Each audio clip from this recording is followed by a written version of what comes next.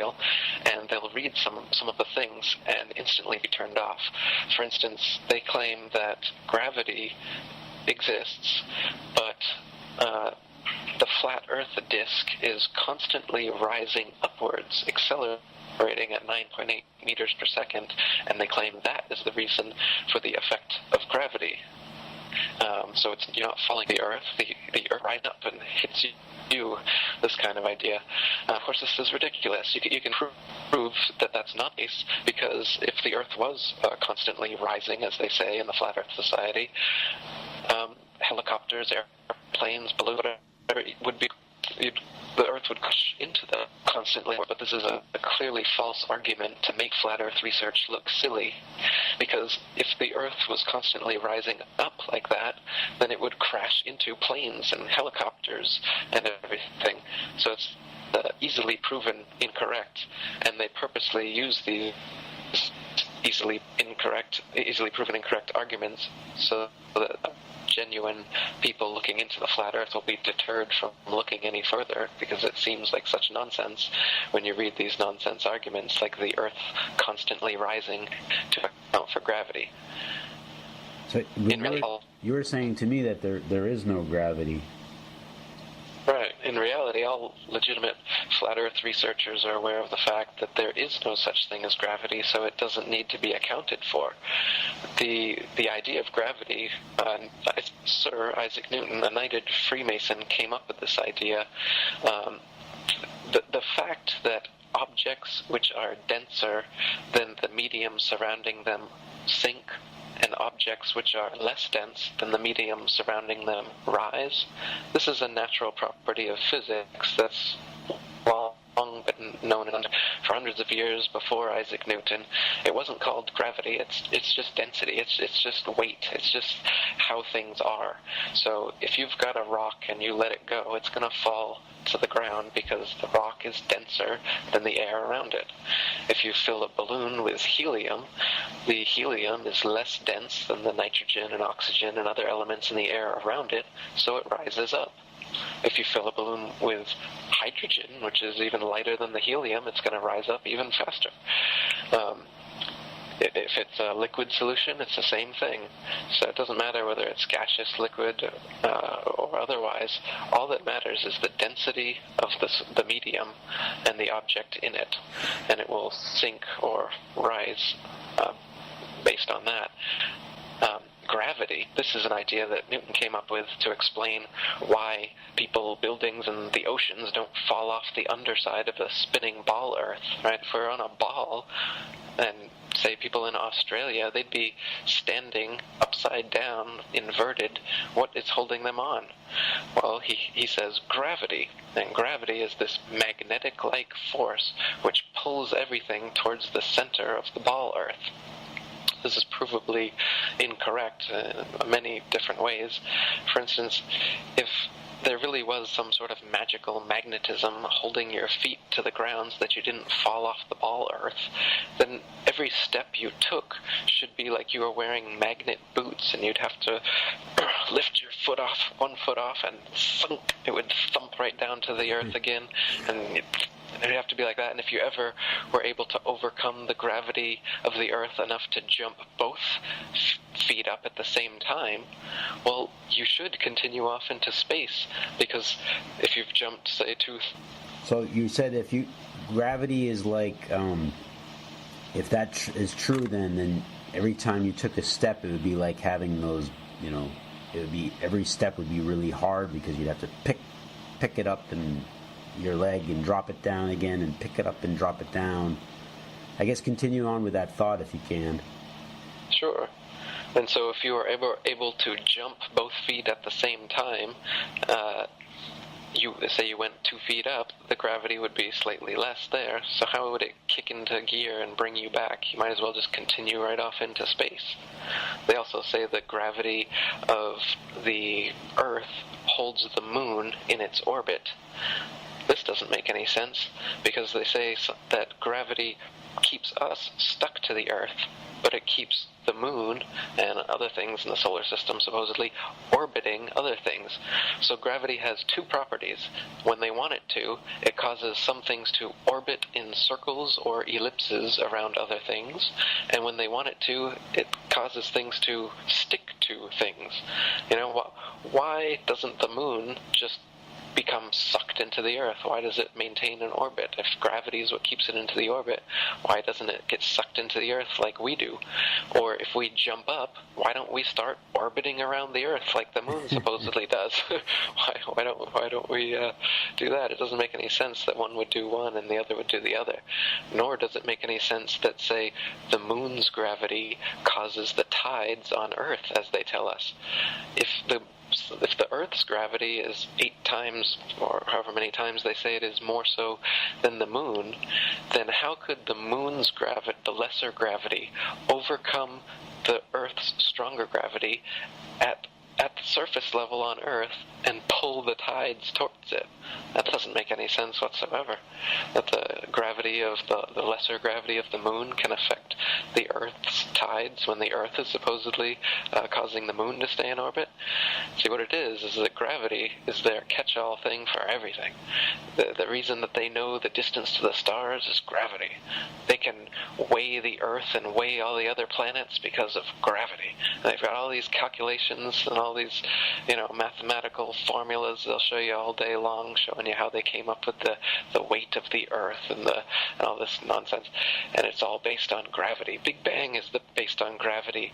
The way that the primordial soup started spinning around and creating supernovas and planets and whatever, all that crap, they say that's because of gravity. Everything's because of gravity. Gravity is why planets formed and life came onto the planets. It's their catch-all reason for everything they can't explain. It's gravity. So you mentioned under the Earth as well. Now, is there a molten core in the center of the Earth? Well, that's what they claim. They show us models in school, in our textbooks, that show a ball Earth, and it says you got the crust at the top, and then you've got an outer mantle and an inner mantle and an outer core and an inner core, and they've got these nice little diagrams that everybody has to memorize and whatnot. But in reality, the Russian Kola Ultra Deep is a project that was drilling as deep into the Earth as they could, and they spent decades drilling down into the Earth, and they only made it 12 kilometers down, 8 miles down. So we don't even know what's beneath the crust. We've never gotten beneath the crust. The mantle and the core, and they say there's a liquid magnetized core that causes the geomagnetization of the ball Earth, all this stuff, that they have no proof whatsoever. They're just creating it and putting it in textbooks. We've never gotten through the crust before. So we don't know what's under the Earth. We don't even know what's at the depths of the Pacific. There's certain areas we haven't gotten to.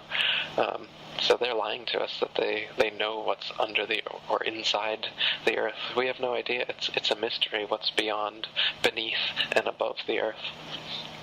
I'm just floored by the massive amounts of deception involved in this. I mean, we're talking about scientists that are highly regarded, Isaac Newton, Galileo, Copernicus. We're talking about a fake space station. You're talking about a school system and textbooks that put out a spear ball centered Earth theory. It's a massive deception. Absolutely, it's the biggest cover-up and conspiracy in history for sure. At least 500 years running, and it's mostly since NASA that so many people have fallen for it. If you read some of the old flat Earth material in the 1800s, there's still a raging debate going about this. The idea of a spinning ball Earth versus a flat motionless Earth. It wasn't a foregone conclusion like it is today. Nowadays you're looked at like absolutely crazy for even considering the idea that the Earth wouldn't be moving or that it would be flat. But just 100 years ago, it was quite commonplace to have this view. People are under the idea, shall we say, or the delusion that today is the best that we've ever had as far as science and civilization and all this kind of stuff, and that everything else, and that these ancient peoples, were idiots and primitive and didn't know enough about the stars or whatever it is to say anything. And most people that you talk to would say that, well, you must be, a Jesus freak if you believe in the flat Earth, or if you don't believe in evolution, or if you don't believe in the Big Bang, or name the widely held theory. Are you religious? No, not religious. I consider religions to be prepackaged boxes of belief that people buy wholesale, and I think that life is, we're all subjective interpreters of this big mystery here, and that we should all have our own religion, and nobody should follow anyone else's. Your life should be a journey where you're trying to figure out what the heck is going on here, and you can definitely and should definitely see what other people have written and believed, and what the other religions have to offer. So I studied philosophy in college. I'm really interested in comparative religion and theology, and I definitely believe in intelligent design. I believe that this physical world comes from a non-physical being, so to speak, that everything that is actually happening in the mind of a greater being, kind of like a dream. So like when you're in a dream, you got all these different people and places and situations and everything, and then you wake up and you realize there were no other people or places or situations. There was just you. And I think that's what we're doing here. We're all subjective consciousnesses, but ultimately there's one objective consciousness, which is God or Brahma or void or oneness or infinite consciousness, whatever you want to call it. The one originating thing that existed is like an omniscient, omnipresent, omnipotent consciousness, objective, and it separates itself into this dualistic world. We've got sun, moon, day, night, male, female, good, evil, inhale, exhale. We're clearly living in a dualistic world, but we come from a singular place. God is singular, objective. We are in a dualistic physical realm where we are subjective, and I think when you die, a piece of God wakes up and realizes that you are only dreaming. Who you think is Dan and I think is Eric is really just a dream character in God's dream, and we're method acting the dream throughout our lives. And when we wake up, we realize that we're not Dan, we're not Eric, we're God. And this subjective experience of being a human on this plane is just that. It's an experience. It's a play. It's a playground. The Hindu cosmology, the Hindu religion, they talk about Brahma and the Upanishads. He's the objective, omniscient, omnipotent intelligence, consciousness, and he's all that exists, and he's all known to himself. And what do? Says he gets bored, there's nothing to do. And so they say that the creation of the material world becomes an inevitability because God's bored. What do you do as an omnipotent, omniscient being? There's nothing to do but to play make-believe, hide and seek. Create a physical dualistic world where you hide little packets of yourself in animals and plants and humans and have them all interact with each other. And you go in a cyclical nature of ignorance and wisdom where you forget that you are God, which is where we are now in the Kali Yuga, as they call it, which is like they say there's 4 ages, like a golden age is when everybody knows that we're of God and from God, and Kali Yuga is now when we think we came from a Big Bang non-God accident thing.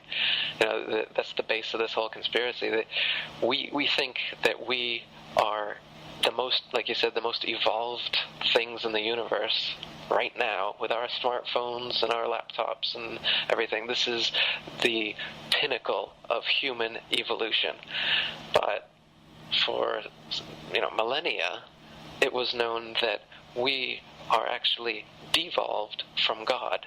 We're not evolved from monkeys, we're devolved from God, in the sense that we are as I was talking about, we're subjective packets of consciousness coming from the one objective consciousness.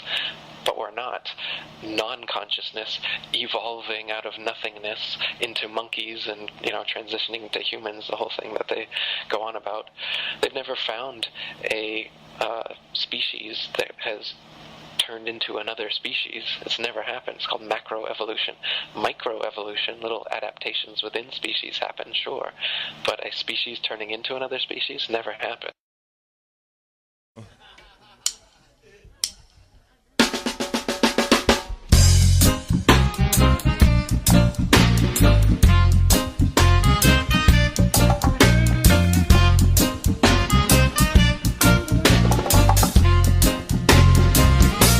The earth is flat, living in illusion. The earth is flat. We take some illusion. The earth is flat, living in illusion. So people don't know what to do.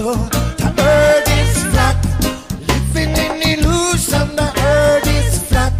It stays in illusion. The earth is flat, living in illusion. So people don't know what to do.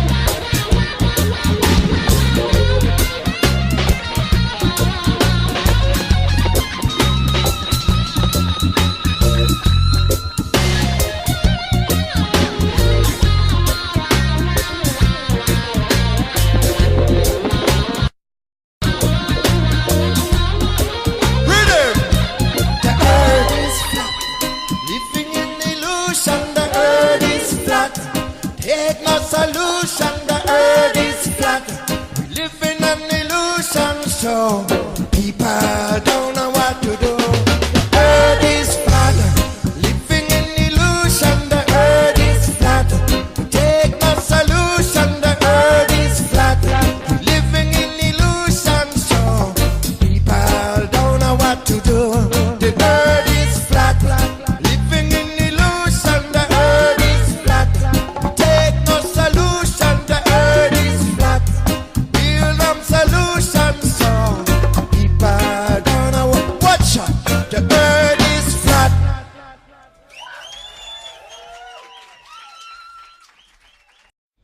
Newton theorized, and it is now commonly taught, that the Earth's ocean tides are caused by gravitational lunar attraction. If the Moon is only 2,160 miles in diameter, and the Earth 8,000 miles, however, Using their own math and law, it follows that the Earth is 87 times more massive, and therefore the larger object should attract the smaller to it, and not the other way around. If the Earth's greater gravity is what keeps the Moon in orbit, it is impossible for the Moon's lesser gravity to supersede the Earth's gravity at Earth's sea level, where its gravitational attraction would even further out-trump the Moon's. Not to mention, the velocity and path of the Moon are uniform, and should therefore exert a uniform influence on the Earth's tides, when in actuality the Earth's tides vary greatly. Furthermore, if ocean tides are caused by the Moon's gravitation, how is it that lakes, ponds, and other smaller bodies of standing water remain outside the Moon's grasp, while the gigantic oceans are so affected? Thomas Winship wrote, "If the Moon lifted up the water, it is evident that near the land the water would be drawn away and low instead of high tide caused. Again, the velocity and path of the Moon are uniform, and it follows that if she exerted any influence on the Earth, that influence could only be a uniform influence. But the tides are not uniform. At Port Natal the rise and fall is about 6 feet, while at Beira, about 600 miles up the coast, the rise and fall is 26 feet. This effectually settles the matter that the Moon has no influence on the tides. Tides are caused by the gentle and gradual rise and fall of the Earth on the bosom of the mighty deep. In inland lakes there are no tides, which also proves that the Moon cannot attract either the Earth or water to cause tides.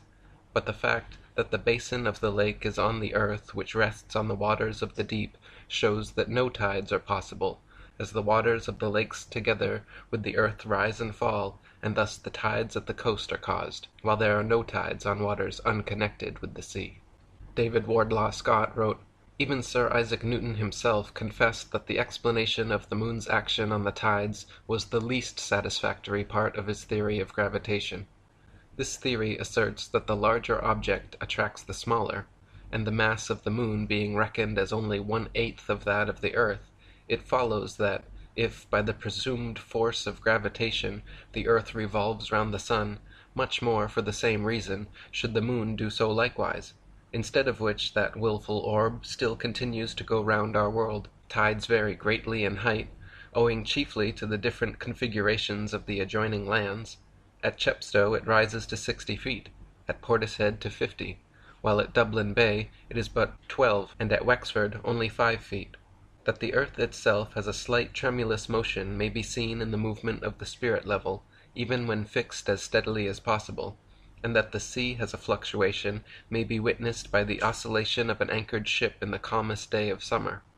By what means the tides are so regularly affected is at present only conjectured. Possibly it may be by atmospheric pressure on the waters of the great deep, and perhaps even the Moon itself, as suggested by the late Dr. Robotham, may influence the atmosphere, increasing or diminishing its barometric pressure, and indirectly the rise and fall of Earth in the waters." Dr. Samuel Robotham wrote, "It is affirmed that the intensity of attraction increases with proximity and vice versa. How, then, when the waters are drawn up by the Moon from their bed and away from the Earth's attraction, which at that greater distance from the center is considerably diminished, while that of the Moon is proportionally increased, is it possible that all the waters acted on should be prevented leaving the Earth and flying away to the Moon? If the Moon has power of attraction sufficient to lift the waters of the Earth at all, even a single inch from their deepest receptacles, where the Earth's attraction is much the greater, there is nothing in the theory of attraction of gravitation to prevent her taking to herself all the waters which come within her influence. Let the smaller body once overcome the power of the larger, and the power of the smaller becomes greater than when it first operated, because the matter acted on is now nearer to it. Proximity is greater, and therefore power is greater. How then can the waters of the ocean immediately underneath the Moon flow towards the shores and so cause a flood tide? Water flows, it is said, through the law of gravity or attraction of the Earth's center. It is possible, then, for the Moon, having once overcome the power of the Earth, to let go her hold upon the waters, through the influence of a power which she has conquered, and which therefore is less than her own? The above and other difficulties which exist in connection with the explanation of the tides afforded by the Newtonian system have led many, including Sir Isaac Newton himself, to admit that such explanation is the least satisfactory portion of the theory of gravitation. Thus we have been carried forward by the sheer force of evidence to the conclusion that the tides of the sea do not arise from the attraction of the moon, but simply from the rising and falling of the floating earth in the waters of the great deep. That calmness which is found to exist at the bottom of the great seas could not be possible if the waters were alternately raised by the moon and pulled down by the earth. Bearing this fact in mind, that there exists a continual pressure of the atmosphere upon the earth, and associating it with the fact that the earth is a vast plain stretched out upon the waters, and it will be seen that it must of necessity slightly fluctuate or slowly rise and fall in the water.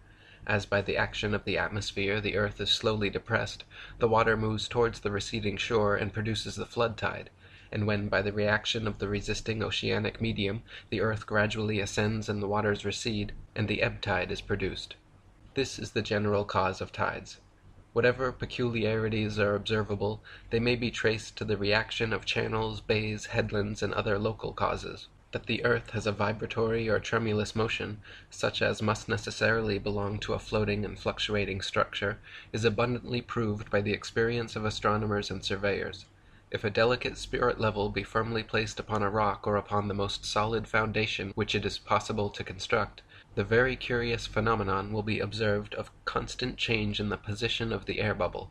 However carefully the level may be adjusted, and the instrument protected from the atmosphere, the bubble will maintain its position many seconds together. A somewhat similar influence has been noticed in astronomical observatories, where instruments of the best construction are placed in the most approved positions, and cannot always be relied upon without occasional readjustment. If the moon pulled the tides due to its alleged gravity, then why does it only pull the ocean's water, and not all the world's lakes, marshes, ponds, and other inland waters? The tides are clearly a product of the interconnected ocean waters, and not the other waters of earth, and therefore caused either by the gentle rocking of the earth on the great deep, as stated by the above 19th century authors, or, if more ancient explorers can be trusted, the ocean tides very well may be caused by a huge whirlpool vortex surrounding Mount Meru at the North Pole, which reverses direction every 6 hours, alternately sucking in and pushing out the great seas of the earth, like the breath of Gaia at the naval center point of earth, breathing in and out twice per day. The 14th century writings Inventio Fortunata by Nicholas Stalin and the Itinerarium of Jacobus Snoyen mention the magnetic mountain being so powerful that it pulled the nails right out of explorers' boats. The encircling whirlpool and 4 directional rivers surrounding the mountain were said to change every 6 hours, causing the tides, comparing them to the breath of God at the navel of the earth, inhaling and exhaling the great seas. The cartographer Gerardus Mercator's 16th century map informs us that the waters of the oceans are carried northward to the pole through these rivers with great force, such that no wind could make a ship sail against the current. The waters then disappear into an enormous whirlpool beneath the mountain at the pole, and are absorbed into the bowels of the earth. On Gerardus Mercator's map he wrote, "A monstrous gulf in the sea towards which from all sides the billows of the sea coming from remote parts converge and run together as though brought there by a conduit. Pouring into these mysterious abysses of nature, they are as though devoured thereby, and should it happen that a vessel pass there, it is seized and drawn away with such powerful violence of the waves, that this hungry force immediately swallows it up, never to appear again." Fridtjof Nansen has found mentions of a great northern whirlpool in Norse legends of the world's well, Velgamur, which causes the tides by pushing and pulling waters through its subterranean channels. Isidore of Seville, the Gesta Hemaburgenesis Ecclesiae Pontificum, the Topographia Hibernica of Geraldus Cambrensis. His description of the northern whirlpool is cited by Mercator, the Historia Norvegae, the Speculum Regale of Einar Gunnarsson, and a particularly interesting quote from the Langobard author Paulus Warnefridi, also called Diaconus, states, "And not far from the shore, which we before spoke of on the west, where the ocean extends without bounds, is that very deep abyss of waters which we commonly call the ocean's navel.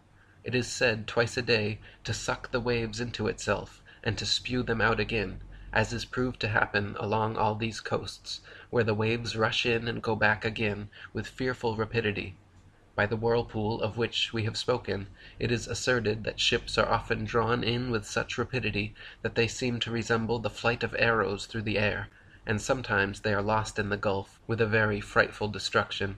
Often, just as they are about to go under, they are brought back again by a sudden shock of the waves, and they are sent out again thence with the same rapidity with which they were drawn in. The Gesta Hammaburgensis Ecclesiae Pontificum states that Archbishop Adalbert told a team of noblemen of Phrygia, around 1035 to 1043, to set sail to explore the North Polar region. As they headed north beyond Greenland, quote, "Of a sudden they fell into that numbing ocean's dark mist which could hardly be penetrated with the eyes, and behold, the current of the fluctuating ocean whirled back to its mysterious fountainhead, and with most furious impetuosity drew the unhappy sailors, who in their despair now thought only of death, on to chaos. This, they say, is the abysmal chasm, that deep in which report has it that all the backflow of the sea, which appears to decrease, is absorbed and in turn re-vomited, as the mounting fluctuation is usually described. As the partners were imploring the mercy of God to receive their souls, the backward thrust of the sea carried away some of their ships, but its forward ejection threw the rest far behind the others. Freed thus by the timely help of God from the instant peril they had had before their eyes, they seconded the flood by rowing with all their might." So in short, what is the cause of the tides? Well, it is clearly not the supposed gravity of the moon, a smaller object than the earth, far away from the earth, somehow pulling the tides up in a uniform way, as this doesn't happen. Alternately, it could be, as Samuel Rowbotham proposed, that it is simply the gentle fluctuation of the earth on the waters of the great deep causing the tides. However, this explanation alone fails to provide an answer for the regularity of tides coming in every 6 hours and going out alternately every 6 hours, to which these ancient explorers offer a possible explanation, and this also, curiously, could be why the flight and sailing restrictions at the North Pole, why people like Rodney Clough were turned away when their vessel tried to explore the North Pole. Russian military vessels and other ships explore the area, making sure that we don't take our own independent explorations to the North Polar region. So what are they hiding there? Does this magnetic Mount Meru actually exist? Is there actually a whirlpool spinning around it with 4 directional rivers constantly sucking in and pushing out the waters of the earth in 6-hour intervals? It sure would be nice if the UN and world governments would allow us to independently explore the Arctic and Antarctic so we could find answers to questions like these.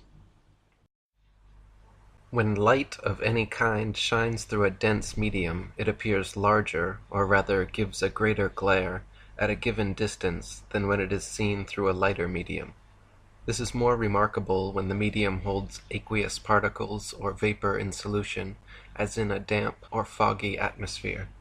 You can see this by standing within a few yards of a street lamp and noticing the size of the light.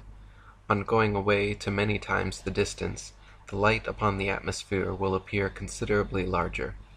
This phenomenon may be noticed to a greater or lesser degree at all times, but when the air is moist and vapory, it is more intense. It is evident that at sunrise and at sunset, the sun's light must shine through a greater length of atmospheric air than at midday, besides which the air near the earth is both more dense and holds more watery particles in solution than the higher strata through which the sun shines at noonday, and hence the light must be dilated or magnified as well as modified in color. So the sun, as it sets towards the horizon, from a viewer's perspective on Earth, simultaneously gets bigger due to the reason given above, and smaller due to the law of perspective. The net result is what you see. Notice how the distant lights have a brighter and bigger glare, even though they're further away.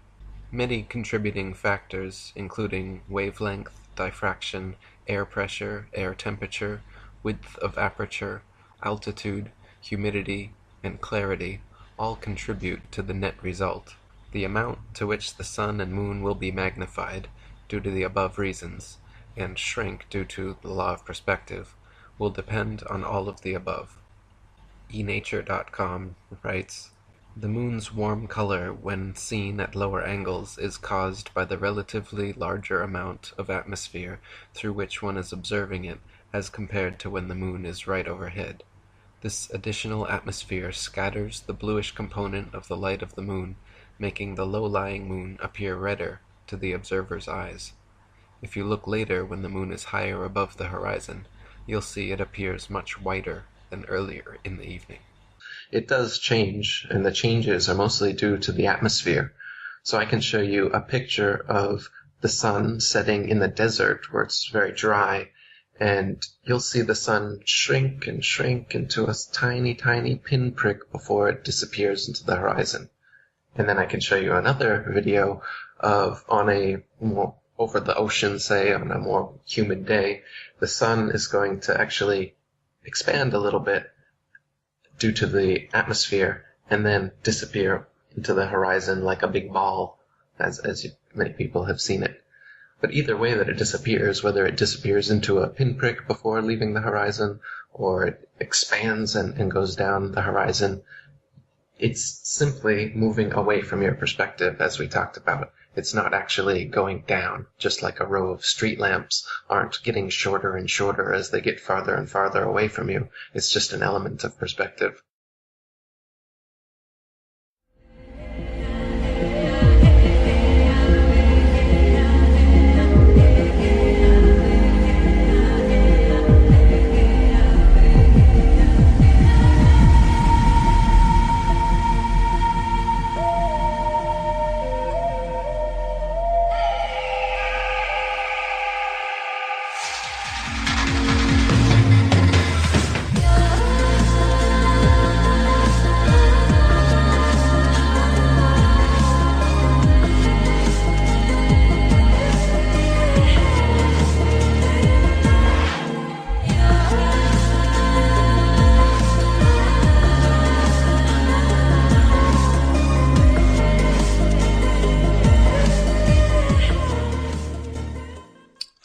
Today we're going to have a chat with Eric from the atlanteanconspiracy.com. Eric and I have known of each other's work and had the odd chat over the years. Then a few months ago I saw he'd written a book about the flat earth model. I was embarrassed for him and got in touch with him to see if he was okay, if he was joking, gone crazy, or whether some psyops had got to him. And we had a kind of rational chat, and he sent me his book on the flat earth and told me to have a look. Now, after some sniggering and laughter, I read it and thought, hey, this is fun, I can debunk it in an evening or so. So I quite like researching and stuff. Now, 300, 400 hours later, after I did some deep investigation, research and reviewing, all I could really debunk was the NASA physics, heliocentric, relativity, spin around the sun model, and very much agree with, lean towards the flat earth model. Since then, Eric's made a lot of YouTube movies that have gone viral, had a lot of people commenting on his website and on his Facebook, and Eric's done very well debunking them and rebuffing a lot of scientists, the I'm intelligent scientist male gangs. And this is kind of snowballing, so much so that some people in the, I hate these words, truth movement, alternative websites, whatever labels you want to use, some people are starting to do shows and articles with a lot of disdain towards anyone aligning or leaning towards the flat earth model. So I think it's about time someone had a chat to Eric and someone had, some people got some of this information out, because it's not just the Earth's flat, there's a lot of sub-subjects. So if you're new to this information, you're obviously laughing, it's all kind of funny, fall off the edge, haha. But know this, for every answer you get, you're just going to spawn loads more questions because there are so many stones to unturn. So without putting lots of time in, it's just going to look laughable. There's no other way around it. No one's going to tell you the Earth's flat. There's loads and loads of things one needs to look at to make this model look slightly palatable. So, without further ado, let's welcome Eric. If you could lightly introduce yourself, your website, and a little bit about your journey through creating your Flat Earth conspiracy book.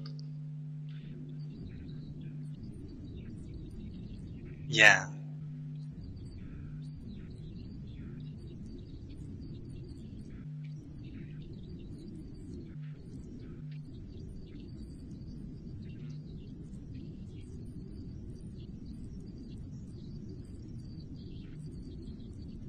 Yeah.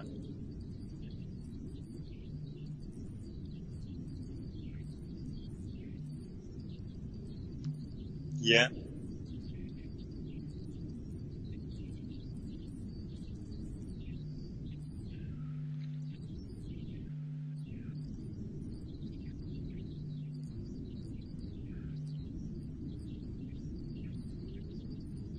Mm.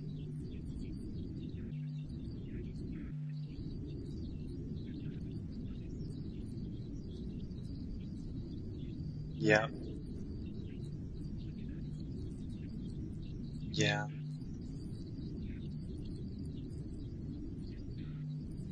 Yeah. Of course. Yeah. It seems the things at school, the things that go in between the age of 7 and 12 seem to go in really deep. That's what I've found.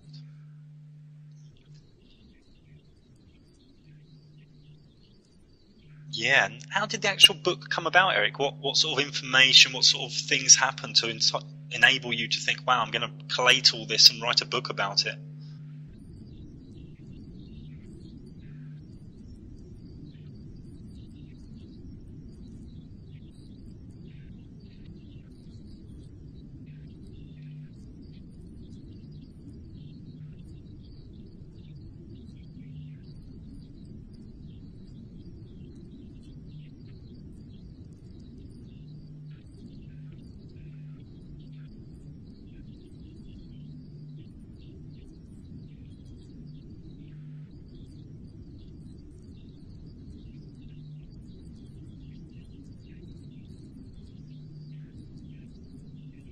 Yeah, great. Because as I said in the introduction, I read your book and I was sort of laughing a little and tried to debunk it. And after 300-400 hours research, I'm on board and with the flat Earth model, and it's quite simple-ish to debunk the heliocentric spherical Earth model. And that's what I sort of want to go into today. I want us to, instead of saying, oh, we think the Earth's flat, people will just turn off laughing, is actually look at all these little stones that one needs to unturn to sort of get towards, leaning towards some sort of questions towards it possibly being a flat Earth. Because as you know and I know, there really is hundreds of hours research before you even start to really question it. Would you agree with that?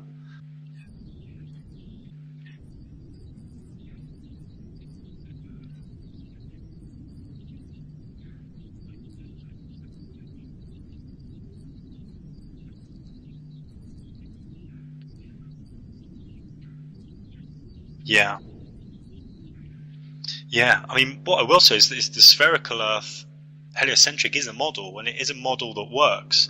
That doesn't mean it's true. You know, people can go and study astrophysics for 5-10 years and be a great astrophysicist, but they're learning a model, they're learning a theory. It doesn't mean it's true just because it's in university.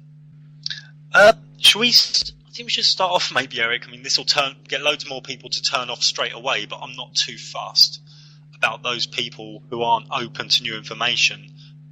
The actual model we're talking about here when we say flat Earth, I mean, people automatically think, oh, well, you're going to fall off the edge, and, well, people have sailed and flown around the world. I think we should just maybe talk about the model. I mean, I think we both agree the North Pole's in the middle, there's a round, flat disk with Antarctica all round the outside. That's something you agree with, Eric? Yeah. So of course people can't fall off the Earth because they hit Antarctica, and of course people can sail or fly around the Earth because they go around Europe, Africa, the Americas, round Australia, and back to where they started on this round disk, this circle. Now, obviously, this is a bit of a long jump to get from a heliocentric school lesson to this model we're talking about. So maybe we could start with maybe if you could explain a few things on why we're not spinning and why we're not spinning around the sun. We'll sort of tear apart the heliocentric model a little bit.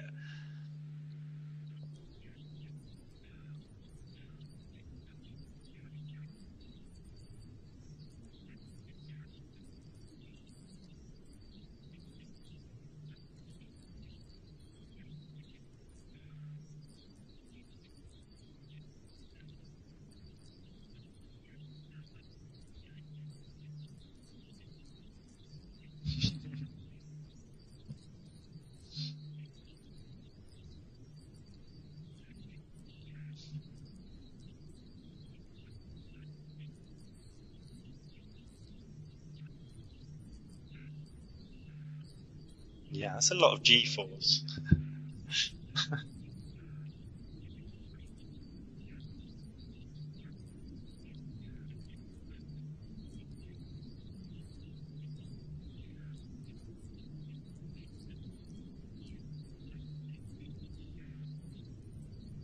Yeah.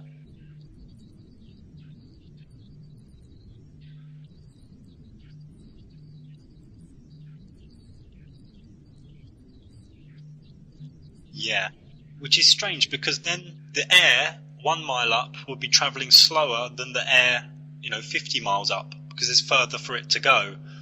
I've spoken to some scientists about this and they've been put in a corner and had some very strange replies.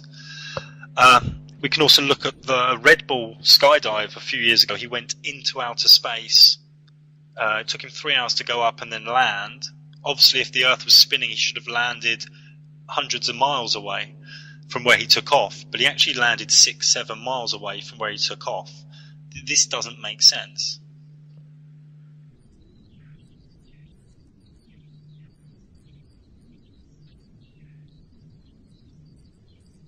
Yeah, and no one can explain this. Yes.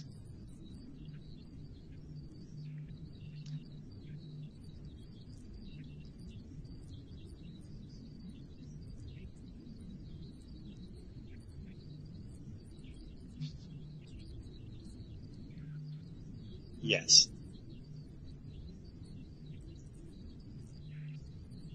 Pops out. Yeah, I've been speaking to people about this, some scientists, and I've said, okay then, where is this, how many miles up does this spinning fast atmosphere stop? Is it 100 miles, 120 miles, 200 miles? All these scientists say, I don't know. I'm like, well, you sort of should fucking know. You've done 10 years science, you think you're clever, and you don't know this?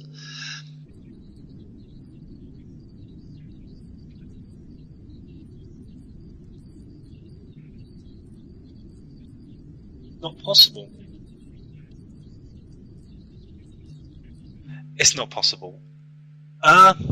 This is just what I'm going to do with Eric to the listeners. I just want to have a brief chat on all these little stones, or we'll be here for 10, 20 hours.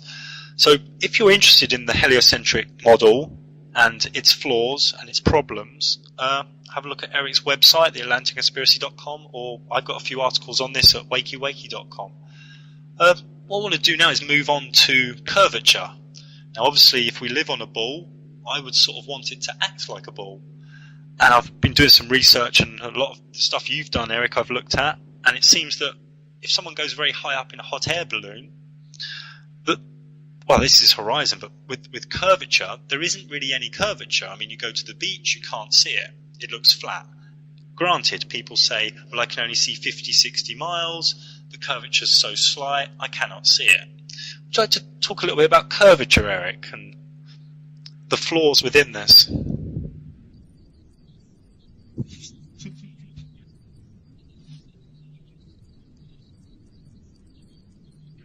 Yeah.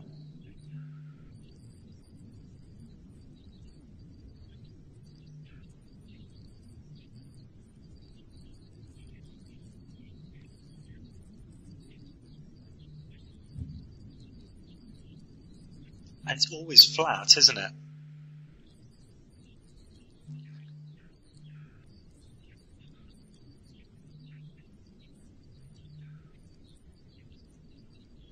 Yeah.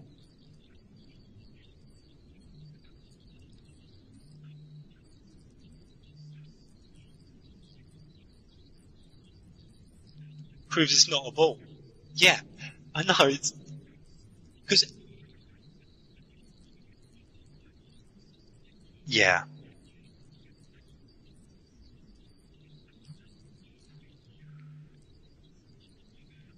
fisheye lenses are used very much. I mean, on the Red Bull jump from outer space, or very near space, as they called it, the horizon was curving. It was going flat. It was going concave, convex. I mean, it was extremely crazy. But when you look at amateurs sending with their child maybe a rocket up, 30 miles, 20 miles, and recording it, when I look at this footage, I see flat, and I see a horizon that keeps rising with the camera. It doesn't make sense. Now, I don't mind if it's a ball. I don't need some crazy belief system. I don't need to go with the underdog or be a conspiracy theorist. I just want a ball to act like a ball, because if it doesn't, it's not a ball. It's as simple as that. Yeah. Yeah.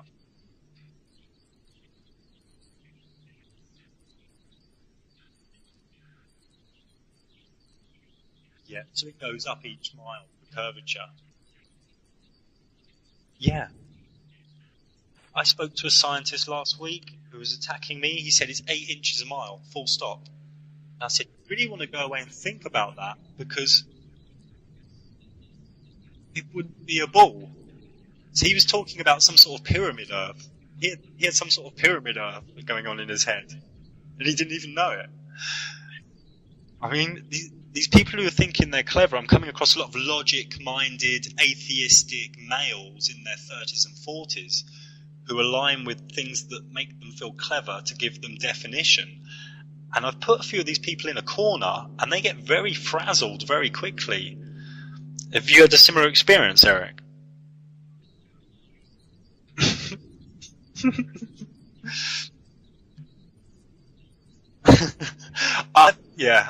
I said, well, why is the moon not falling into the Earth? They said it is. It's just going to take 10 trillion, zillion, gillion years.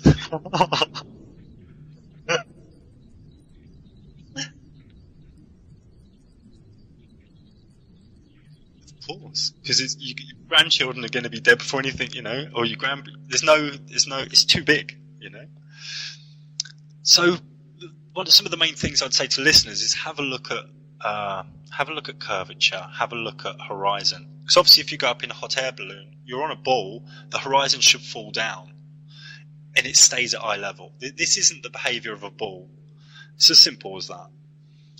Also, with the ball thing, you wrote an article, Eric, about.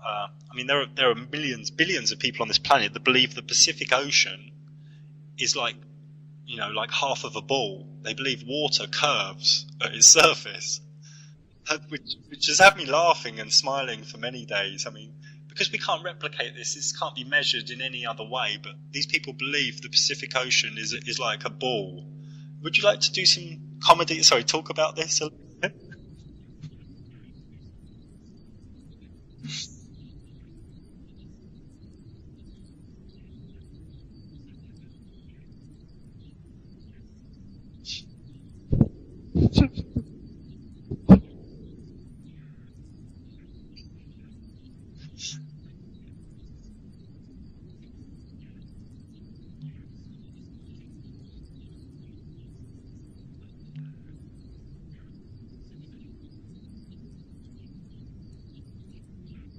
Yeah.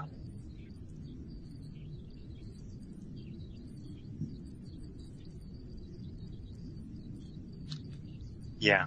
It doesn't attach to this center of a ball gravity illusory invisible force say, I'm stopping here, I'm just going to try and get to the centre of the Earth.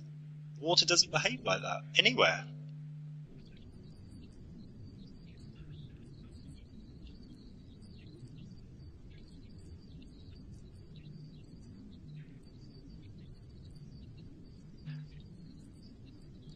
Yeah.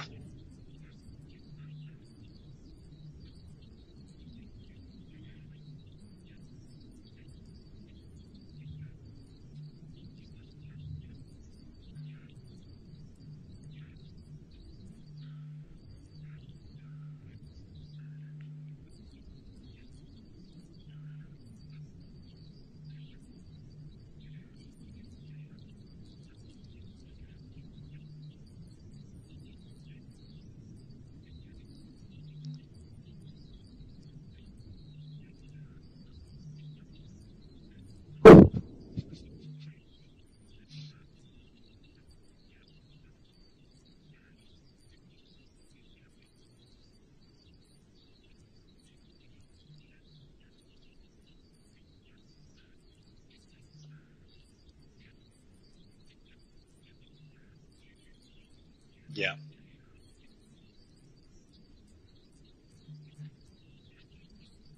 Yeah, totally.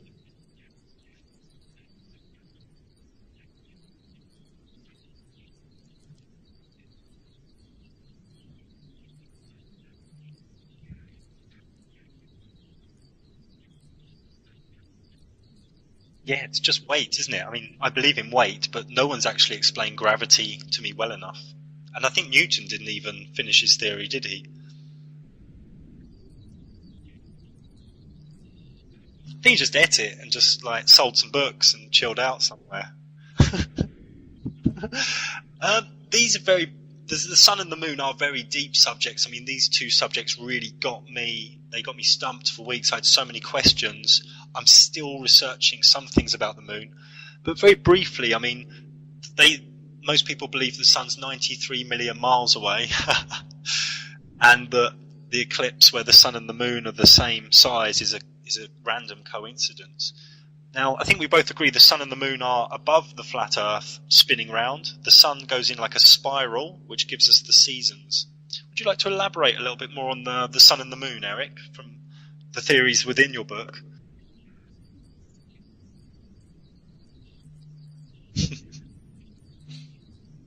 350,000, yeah? Something like that. Yeah. Yeah.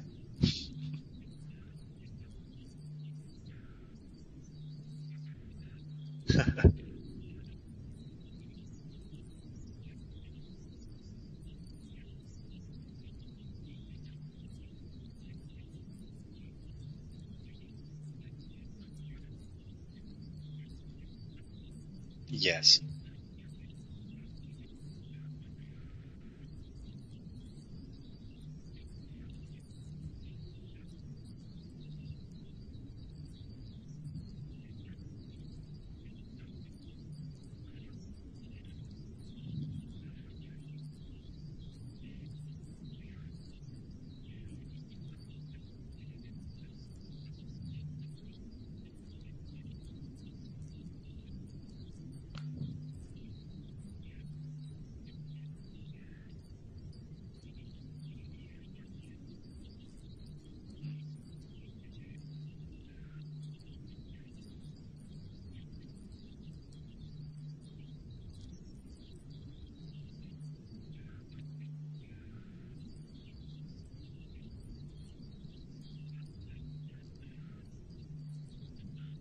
Yeah.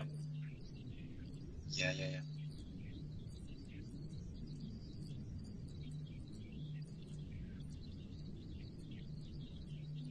Yeah, yeah. I don't want to bring up the dome word yet. We're far too early in our chat for the dome words. But do you see the sun as being? How far away do you see it as being? Yeah.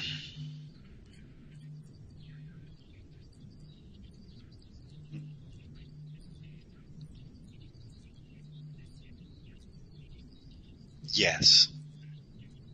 Millions of miles.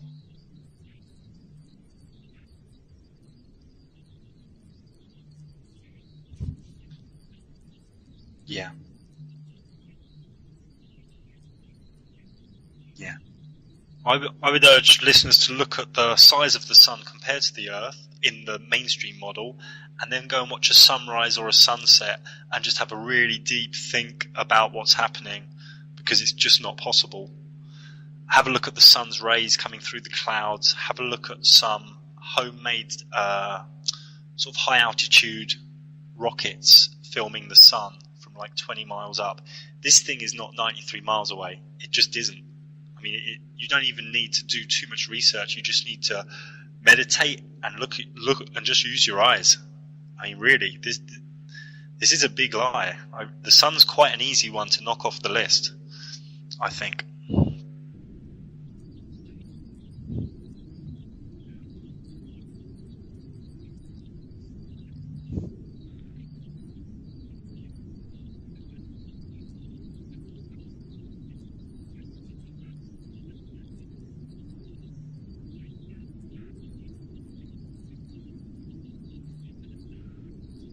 Yeah.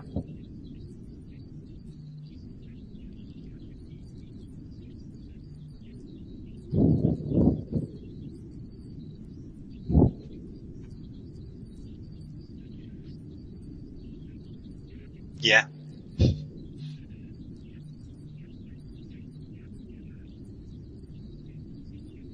Yeah. If it was 93 million miles away and much, much bigger than us, it would just be one angle. Bosh. You know?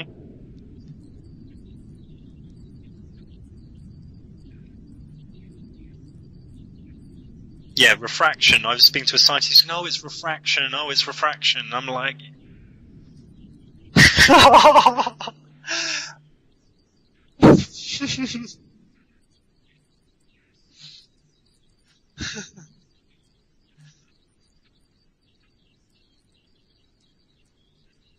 Yeah. Now, yeah, moving on to the moon, I would say the moon there's a lot of different theories within flat earthers. I sort of hate that term, but I'll use it for ease of the listeners. The moon is a tough nut to crack, because what I found is the moon's phases, it's doing its phases no matter what the Earth or Sun is doing. And a lot of the time, people say, "Oh, it's, you know, the moon's like that because of the shadow of the Earth."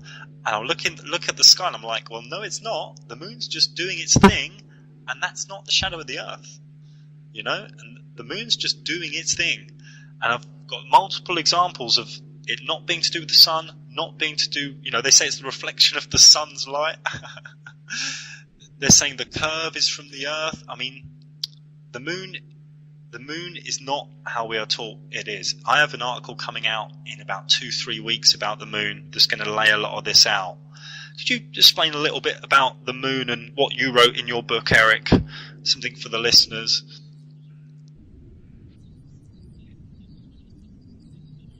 Yeah, it's not possible.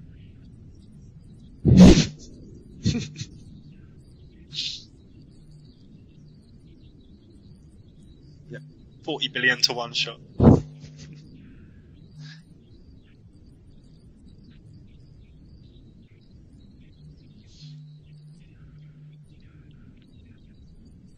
Yeah. Let's go.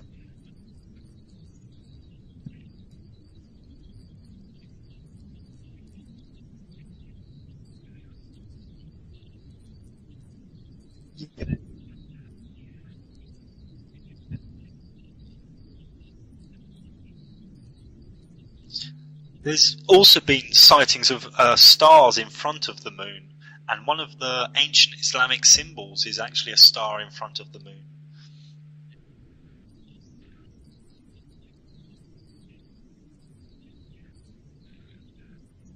Yeah, yeah. Or the Hollywood movies, yeah.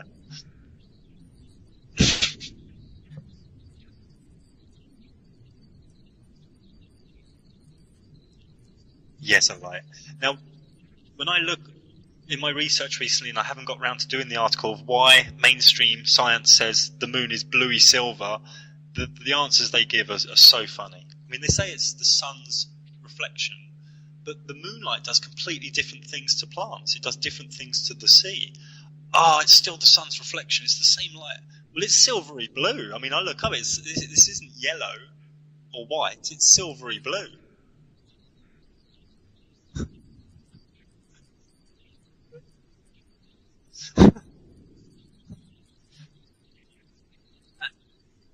Yeah.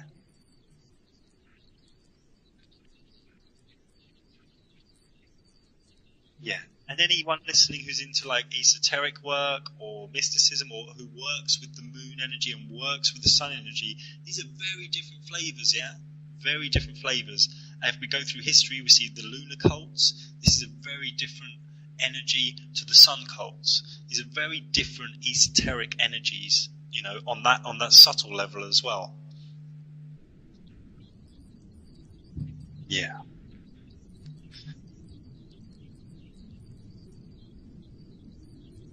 The female. Totally. Yeah.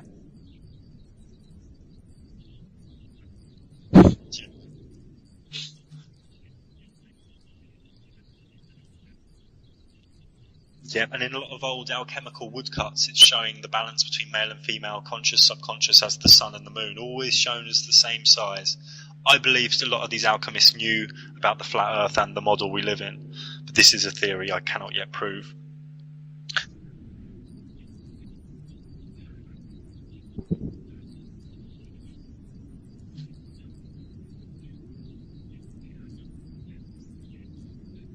Yeah.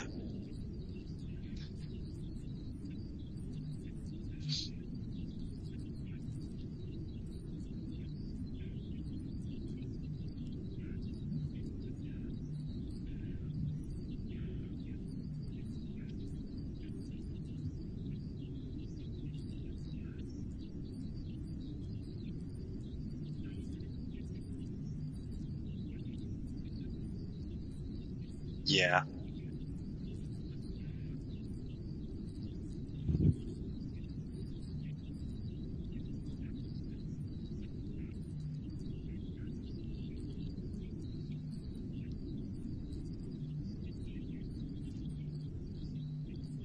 Sure. In the Kabbalah that I am is like the highest principle. Some people pronounce it different ways, which means I am that I am. It's like the highest resonance within the 40 Hebrew resonant words. This is like ancient stuff. With the moon, I think we should move on because we could talk about the moon for hours. I want to talk a little bit about Polaris, the North Star, because some people say the Earth can't be flat because we've got the North Star, and in the southern hemisphere there's a kind of loose southern pole star. Now, from my point of view, there's like two. Yeah, we're flat, and there's two like spinning circles in the sky. How would you look at this as well, Eric?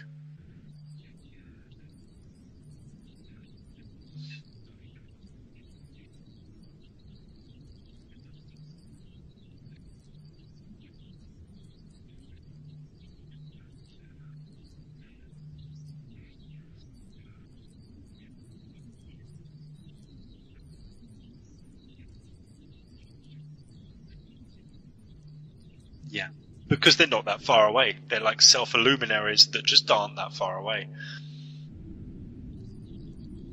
Yeah. Well, Star Trek was created by Gene Roddenberry, who was a high-up Freemason. And you can look at Arthur C. Clarke, who was a very high-up Freemason, and a lot of his writings in the 50s actually came to be what we know as astrophysics.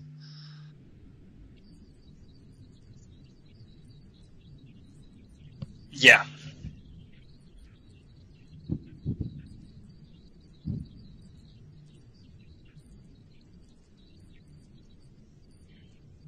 Yeah. Yeah.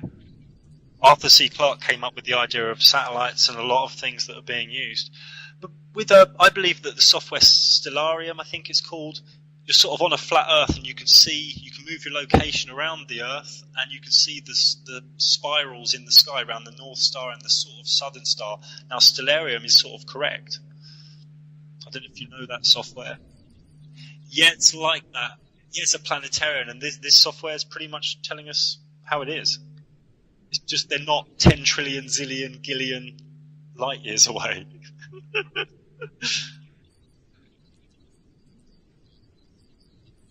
Yeah.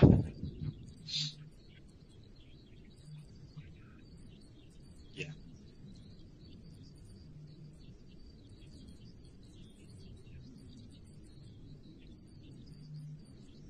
Yeah.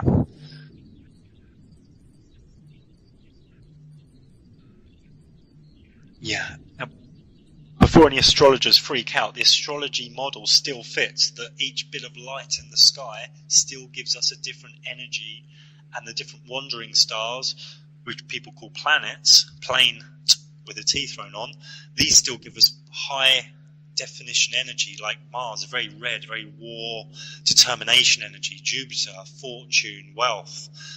These are lights in the sky giving us energy. Like the sun is a light giving us energy, making everything grow. The moon is a light in the sky giving us energy. These things are real, because I've had people saying, well, that means astrology doesn't work. I'm like, no, on the contrary, it's just more real. It's more like, here's a light in the sky giving us energy.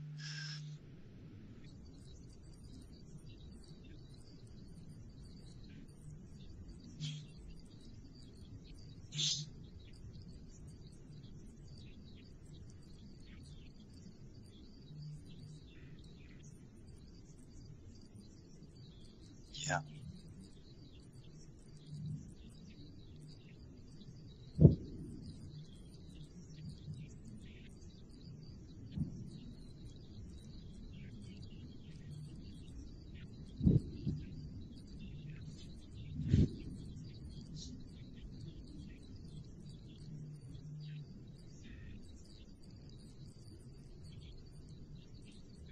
This is nonsense. Yeah.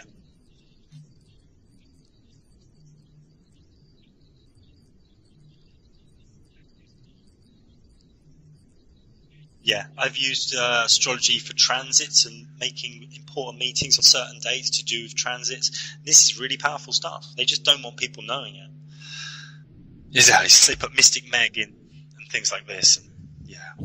Let's go back to Antarctica. Because Antarctica's all around the outside. People will say, oh, well, you can fly across it. And, well, you can't. You're not allowed to. You're not even allowed to go there. I phoned up Antarctica. There's like a tourist umbrella you have to go through, and I sort of said, "Oh, I've got loads of money. I've got boats in Hawaii and India, which I don't. And me and some friends, we're going to hack down to Antarctica and walk across it." And I got loads of emails off these people saying, "No, you don't. No, you don't. Fill out your permits. You got Orange membership. And fill out this. Why are you coming?" I got like totally hammered just for saying I'm coming to Antarctica. What I found is you're only allowed in through New Zealand, South America at the bottom, and South Africa at the bottom. And they take you in, you see some penguins, you sleep somewhere cold, and they throw you back out, all for like $5,000. Now, it's totally locked down, and I did an article about it where I looked at the Treaty of Antarctica, which is some countries got together and locked it down. They've got a lot of science research going on there, and they just don't let anyone in. Now, where this treaty meet, they have a big table that's shaped in a pyramid with the top cut off, which is, you can call me a conspiracy theorist, but there's obviously something there. What would you like to add on the Antarctica rim model, Eric?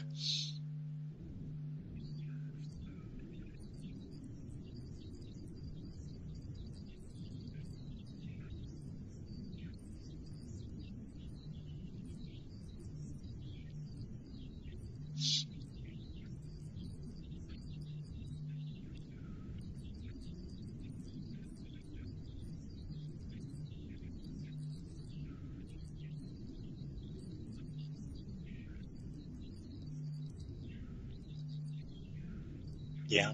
Yeah, and many boats through, since the 40s, 50s have talked about my instruments went crazy, there were ice walls for hundreds of miles, I got lost. There's so many of these stories.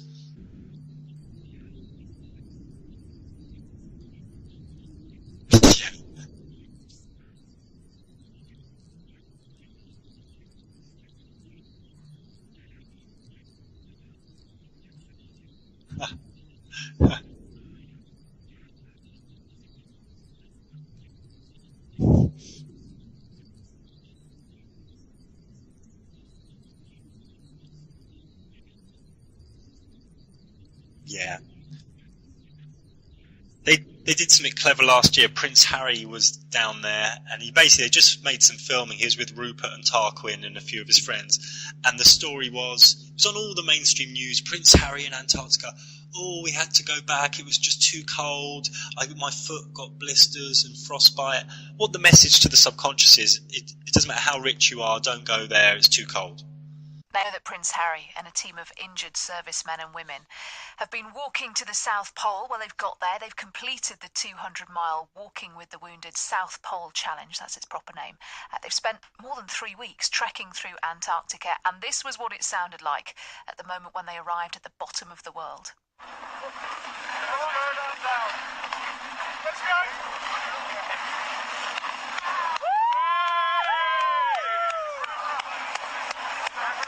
Almost sounds quite restrained, doesn't it, after all that effort? Well, they spent 20 hours in a cold chamber. This was the prince and the other competitors who were with him to prepare for the conditions that they were going to find down there. The expedition was supposed to be a race. You might remember it being billed that way before it started, but the weather became so bad as they went along that they scrapped the competitive side of things and just joined up as one big team instead. And this was how Harry reacted after completing the mission. We're here, we made it. It's Friday 13th. We've had so many things go against us. We've had beautiful weather, but bad weather before, and bad terrain and injuries and stuff like that. But everyone's made it, all 12 of them, the whole group of 20, whatever it is. But the 12 wounded soldiers have made it. Couldn't have made it without everyone's help, especially back home. You know, the founders, Ed and Simon as well. But everyone is so happy. Everyone's touched the ball. We've all had photos. We've all had hugs, a few tears here and there. But all in all, mission success, basically. If you're wondering about that ball that he was talking about, it's the ceremonial South Pole at the Amundsen Scott South Pole Station. It's like a metal sphere on a red and white pole, and it's partly surrounded by the flags of the signatories of the Antarctic Treaty. So it's lovely for a photo, but the problem with it is it's not the real South Pole. It's about 300 metres away. So at the real South Pole, what is that? Well, there's nothing. That's the thing. You can't see. To do it properly, to cover all your bases, you have to do both. You have to do the picture with the ball, and then you have to go and kind of hang around at the exact why don't they move the ball longitude to and where latitude. the actual thing is? Well, that's a very sensible question. Something for you It's to not work one I on. can answer, Okay. but it's a very good point.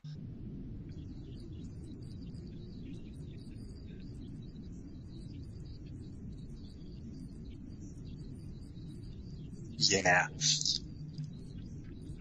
Also with the southern hemisphere around the South Pole, if you want to fly from, say, Santiago, Chile to Christchurch in New Zealand, or any of these sort of flights, you can't fly across the South Pole because they say it's too cold, which is a bit strange because the Pacific Ocean's kind of cold and they fly over that. Now, and when you fly from any of these cities around the right at the bottom of the southern hemisphere, you can't do a direct flight. It's like 2 stopovers, go up to Dubai, go up to Bangkok, 3 stopovers, 2 stopovers, 30 hours. And I spent hours looking at these flights, and you just can't get a direct flight.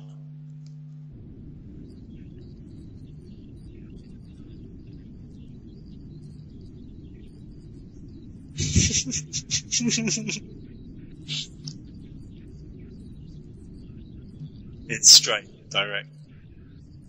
Yeah. Yeah. Now, I think we should move on to NASA. Obviously, this could be an hour chat on its own. Somehow we got to cover NASA quickly. I mean, obviously, the moon landings didn't happen. They were Stanley Kubrick. He sort of told us in The Shining.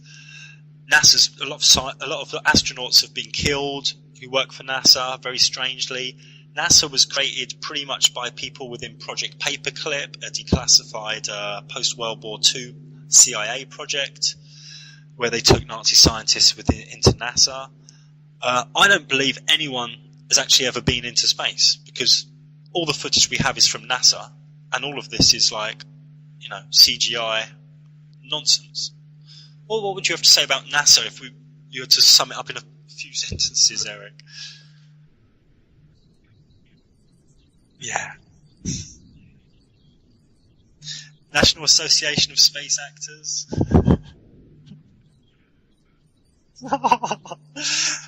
They got a really good one. You know the space shuttle that used to go up a lot, you know, and they do, yeah, whoa, the shuttle, the space shuttle. This is really funny. I think it just flew around, and when everyone went home, then it landed at some secret runway at night.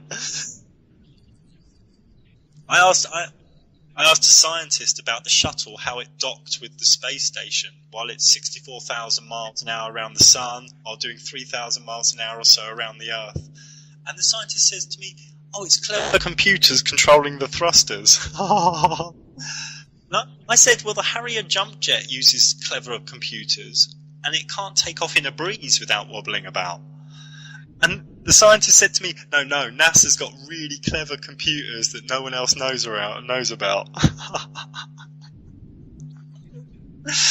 I mean, I think that the footage on Moonraker, the old James Bond film in the 80s, of all the space shuttles, I think that is better footage than NASA stuff. Yeah.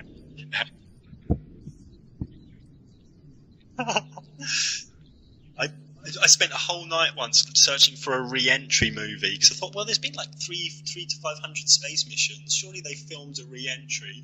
Couldn't find one. They managed to find one of the space shuttle doing a re-entry, and it's like, it's so laughable. It's total acting. And they re-enter it. It's like they're talking about, hey, is that orange out there? No, it's red. And they're moving their heads around and talking, but they're going about 3,000 miles an hour.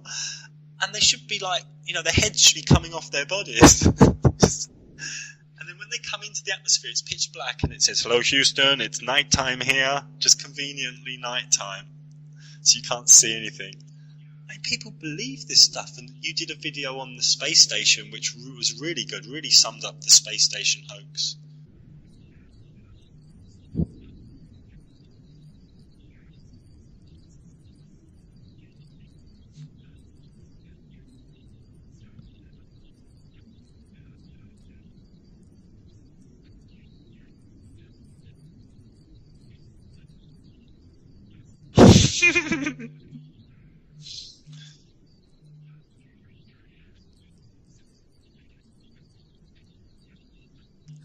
And with Hollywood, I think a lot of sci-fi Hollywood has been doing this over the years as well. It backs up the theory.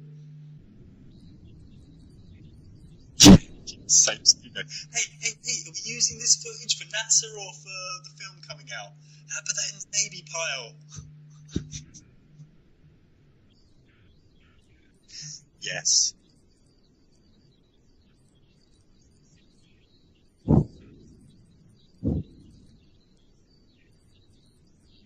Yeah, they can film it for 20, 30 seconds or so, can't they?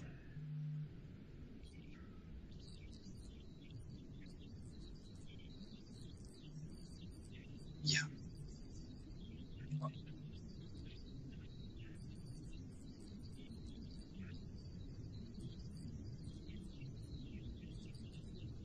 Yeah. There's been bubbles, hasn't there, inside the astronaut helmet? I've seen bubbles because they're doing it underwater.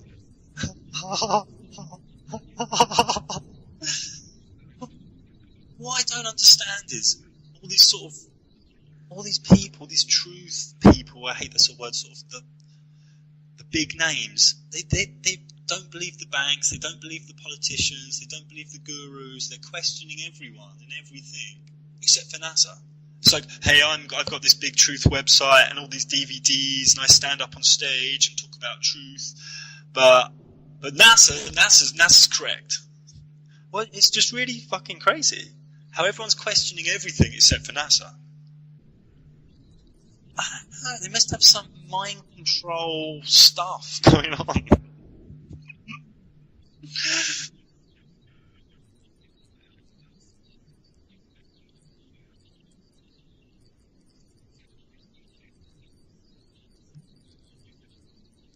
Yeah. Yeah.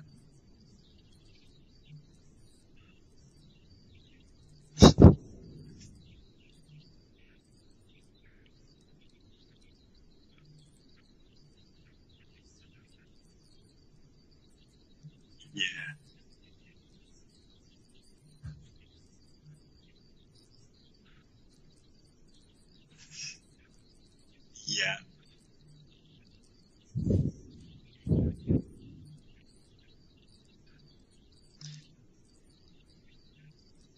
Yeah. This is very much the transhumanist thing. We're so atheistic, we're going to get some chips in our heads and put our mind in a computer and we're going to send it to space and conquer the planets. Oh, people must be laughing. There are people somewhere laughing so hard. I think I'm one of them. Let's move on a bit from NASA because we could do a whole chat. As I said at the start, I just want to do bite size. Google Earth, people say, yeah, but Google Earth, it's satellite pictures. Obviously, if you study Google, they own a fleet of planes. They're doing high altitude camera shots. Would you agree with that, Eric?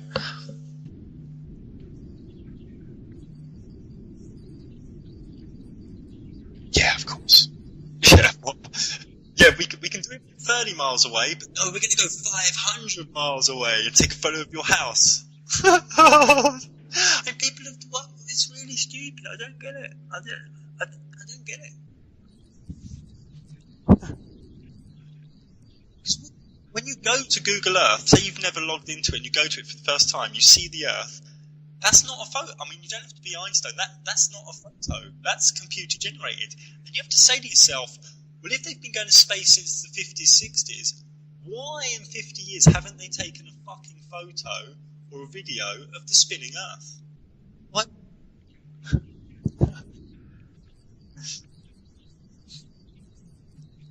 Yeah. Yeah.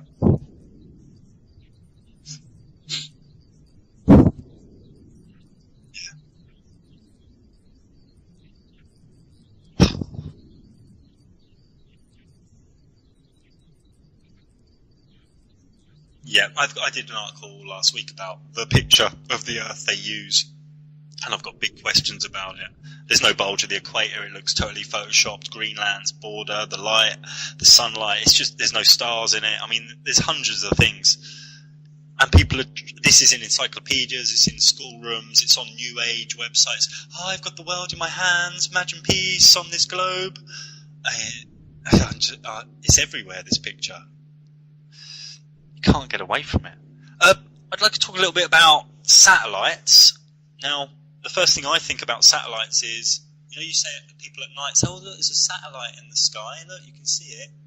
Now, satellites are the size of a car, maybe a phone box, maybe some of the size of a bus. That's what they tell you. Now, you wouldn't be able to see that if that was 120 to 220 miles away. Your eyes aren't that good. I hate to tell you, I don't know if you never knew, the doctor ever told you, but your eyes can't see a car 120 miles away. Your eyes aren't that good. Your telescopes aren't that good.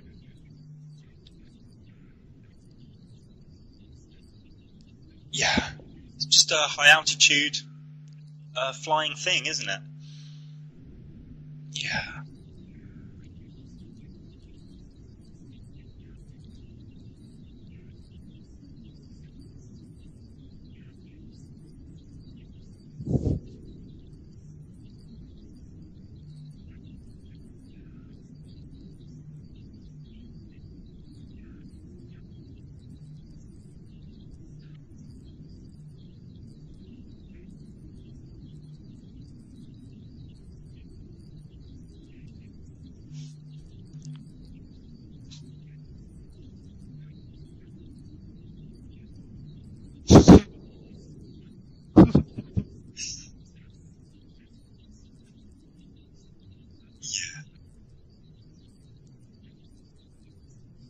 Scientists told me all satellites, because of gravity, they're slowly falling back to Earth. I said, well, the way they launch out of our atmosphere must be they've got to be really accurate. He said, yeah, they're using really clever computers. I said, but what if there's a gust of wind? How can the computer compensate for that? Oh, it's so clever. These computers are so clever.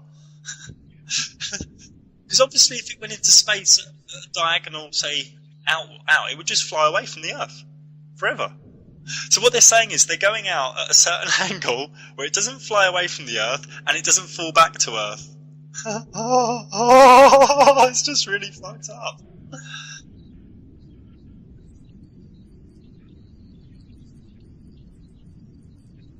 Yeah.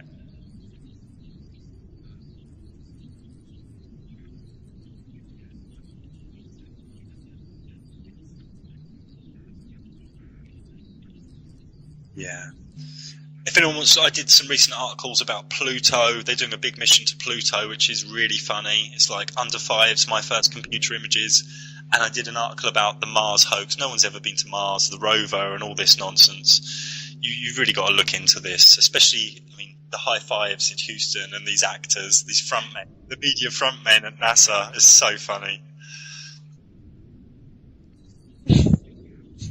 Yeah.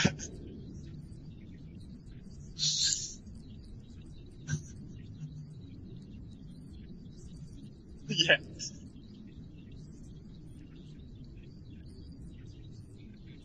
Yeah, it's really good, really good.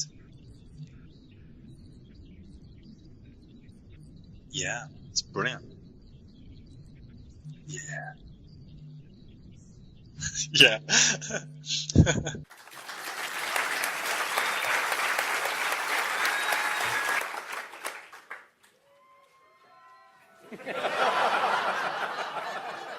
Say something profound. I am terribly humbled by this experience. I forever, secretly, have felt that I do not deserve to be in the position of leading the team that I lead, because they are certainly in sum and largely by count of individual more capable than I. And I think that this nation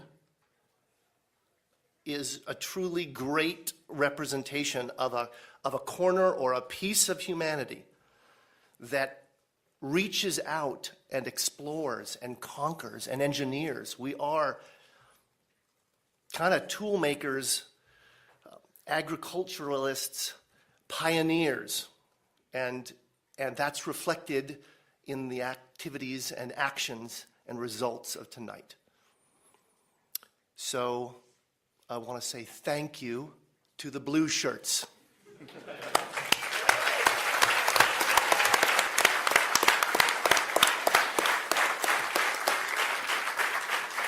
Certainly this beautiful theater of tonight, the drama of us all being able to experience it together, unrivaled in the experience for all of us.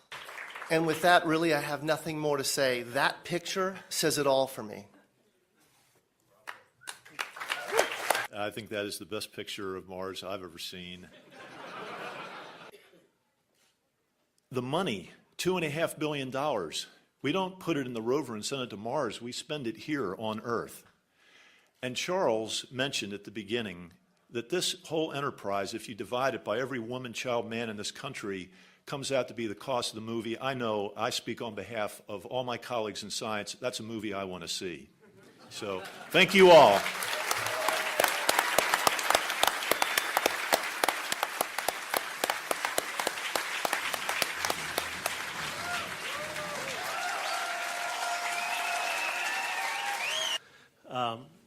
Adam, tell us about the landing.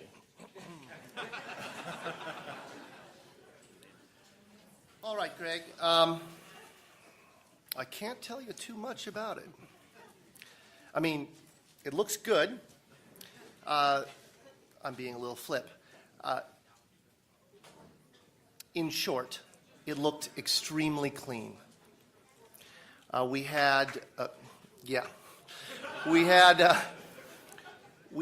touched down in conditions that were on the more benign side of our nominal expectation.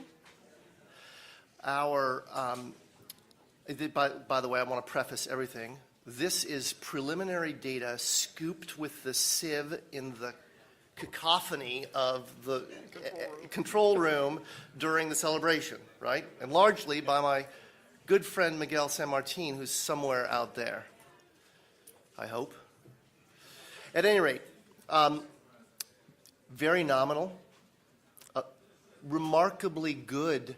Our navigation error was was on the low side of our expectation, which meant that we probably had a good alignment between the celestial sensors and the inertial sensors, the IMU.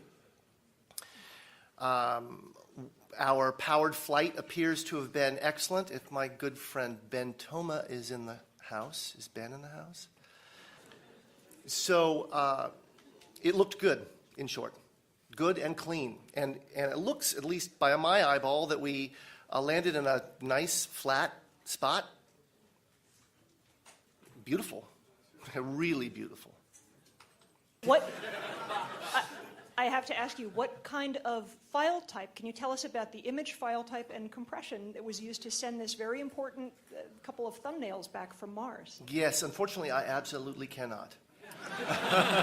If Justin Mackey is in the room, or there's a couple other people on the team who'd be able to whip that out quickly, but I couldn't tell you. Sorry. Are you going to call your daughter Curiosity? Okay, a serious question. A little more than 48 hours ago, you told me you would tell me a secret. Once Curiosity landed. Can I have my secret? Yeah, what was this? A lot has happened in the last 48 hours. And to be very truthful, I do not recall what that secret was. For the landing that go down to something like 5 decimal points. I just wanted to confirm with you that those that you do have those sort of coordinates. And am I reading those coordinates correctly when I see that it looks as though you've landed within 500 meters of the skirt around the mountain? That, I mean, you're really very close to the mountain at the closer end in the landing ellipse, and possibly within striking distance of the phyllosilicate trench. I can't confirm that. My estimate, I'm looking for somebody. Yes, there's somebody in the audience here who has that in the tip of their noggin. Looking at the picture and trying to figure out from there where we are, I would imagine by tomorrow's press conferences, they should have a better idea where it came down, within a few hundred meters at least, hopefully. Okay, the next question's over on this side. Was when Adam asked for OD 278, and they said, no, we only have 277. What was happening, or was it anything of significance? No. And what a bargain that we got this mission for. This movie costed you less than $7 per American citizen. And look at the excitement that we have brought and the inspiration that we have brought. And also, if you look online about how they send the images back from Mars or deep space, there's no one can tell you. No one can tell you how they send these images back. My scientist friend said, it's radio waves. They do it by radio.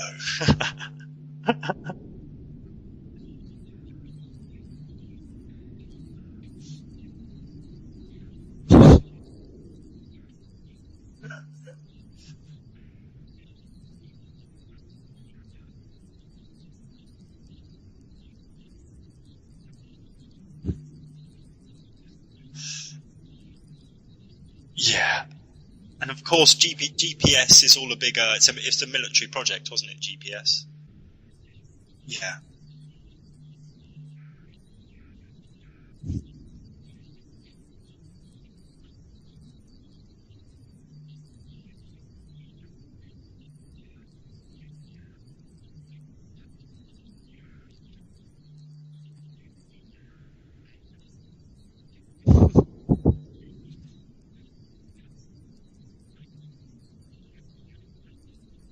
Yeah.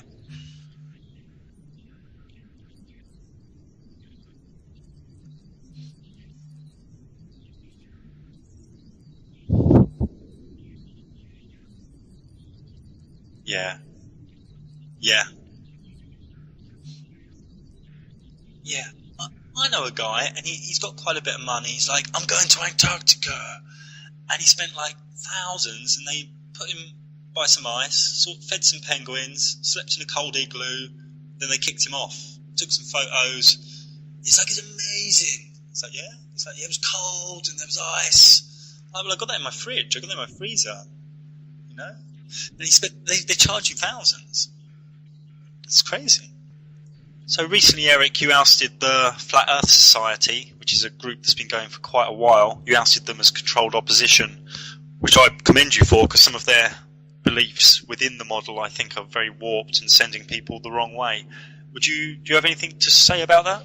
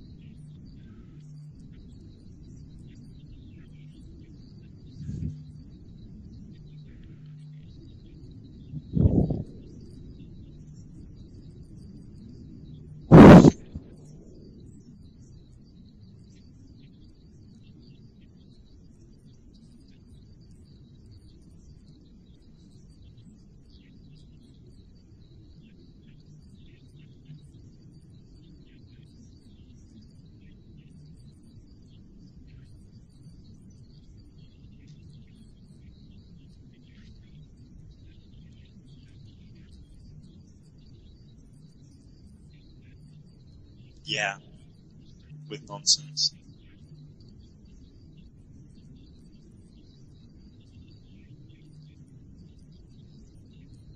Yeah, because they're right.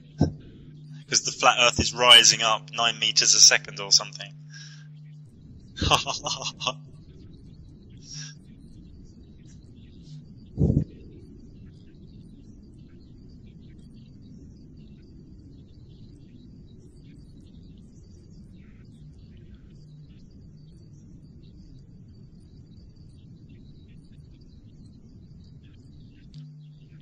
Yeah.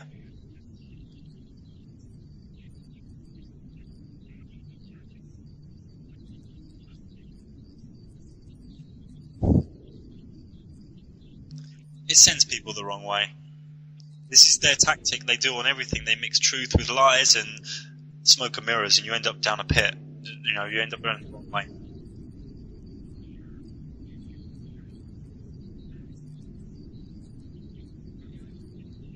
This comes up. Yeah. Pages. Yeah, when you have questions like, oh, Polaris, what about Polaris in a Flat Earth model? Or within this model, it's always the Flat Earth Society forums that come up. And when you go in there, the answers push you the wrong way. It's very clever.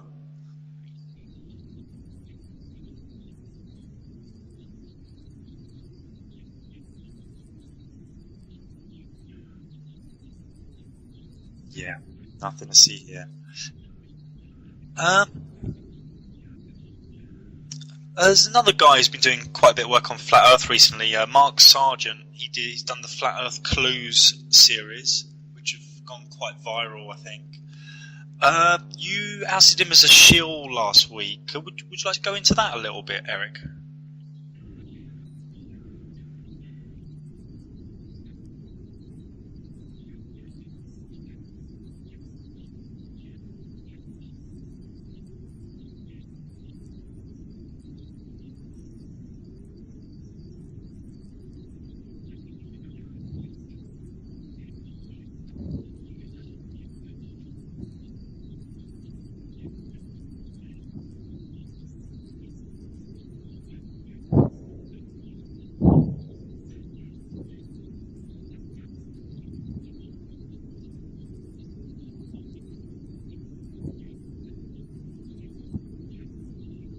That's a lot of time.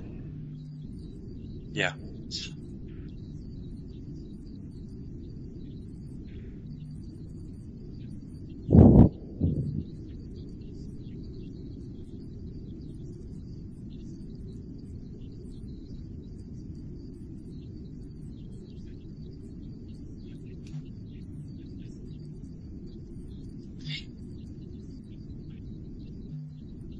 But as I think a lot of his work's really good, does that not mean he has given himself the platform to then theorise on some of his unknowns? Is he clear when he says, okay, this is now I'm speculating, now I'm theorising?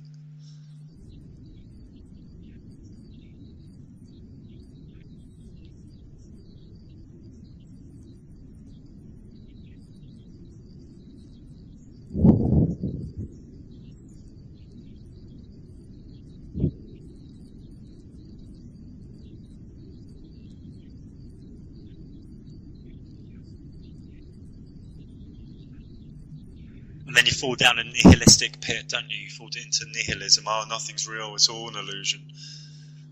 Yeah.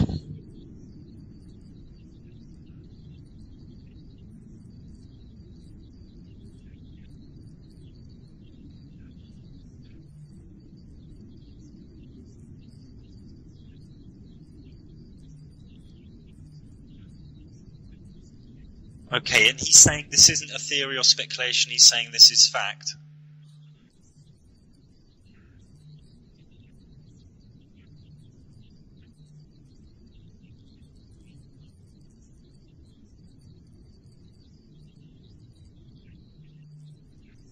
If he can't prove it, if he's online talking about that, he should really say, I am now speculating.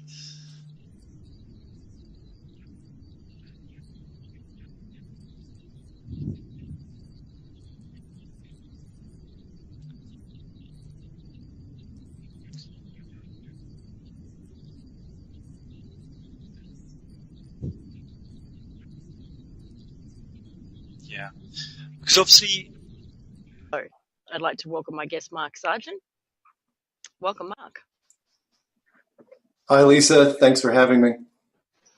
I'm really excited. So how did this come into your awareness? This came out into my awareness out of sheer boredom.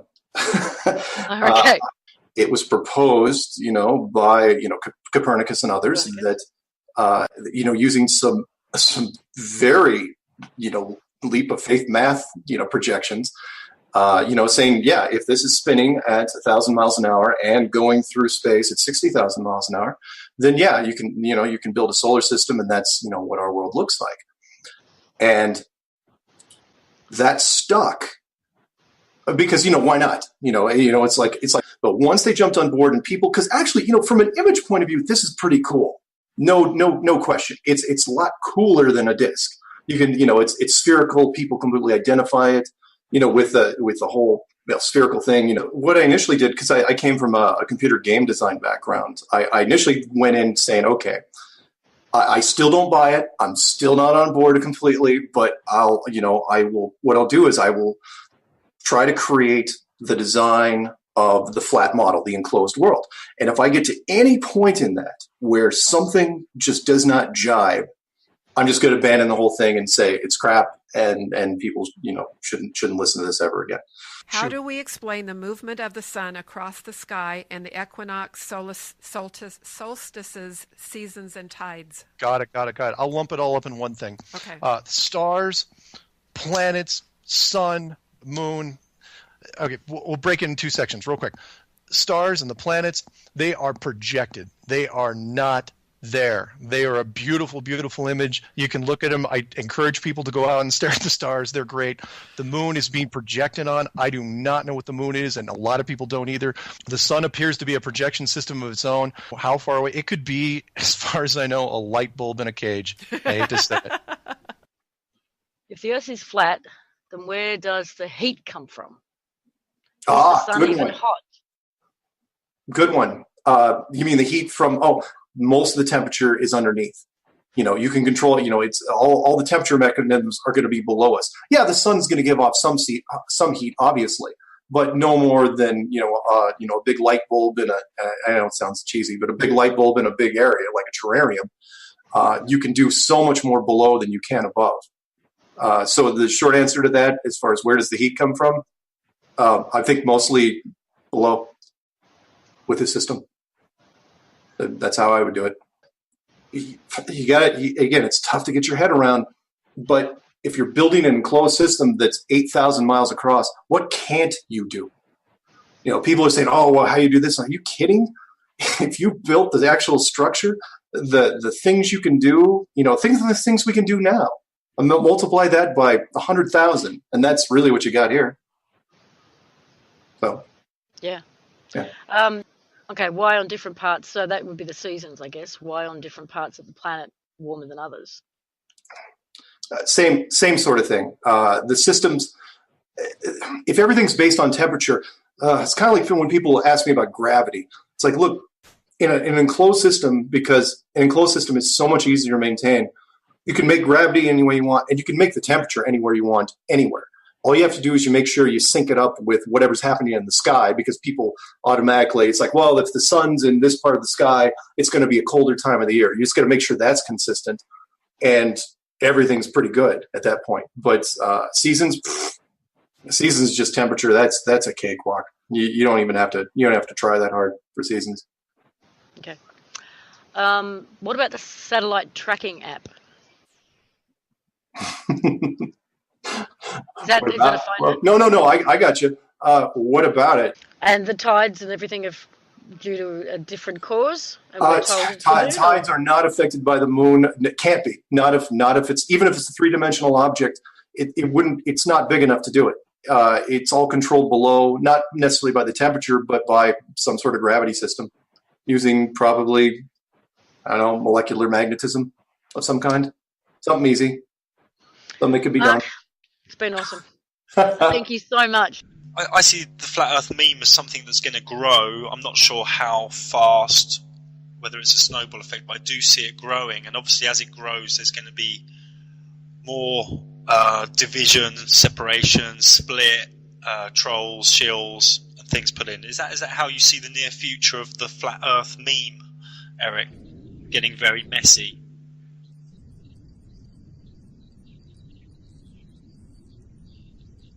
Yeah.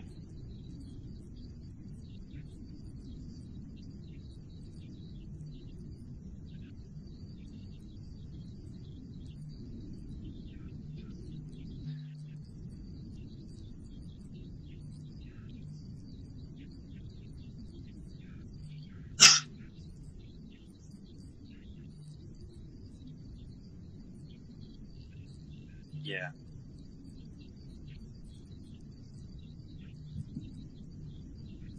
Yeah.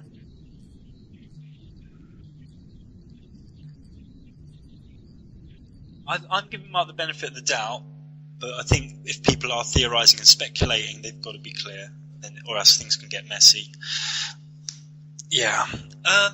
Well, one thing I want to say is there's obviously a lot of listeners thinking, okay, this is kind of crazy, I've got things to look at and research to debunk this nonsense. And ultimately thinking, but why would they do this? Why would they go to all this trouble with NASA and the government and schools? Why would they do this? And I don't know if you agree with me here, but what I would say to this is, obviously it's very different if you're at the centre of the universe and there's this intelligent design creation all around the humans. It's a bit more special than being on this random, come from a monkey, Big Bang, edge of a galaxy, in one of 300 million galaxies, on one planet where there's millions and billions of planets pretty the same. It's much more sacred, and it's much more empowering, and it makes life so much more important what you're actually doing here than being this random sort of ape-like creature. Is that, and I think they're trying to depower us with this. Is that one reason you would agree with, Eric, why they're doing this?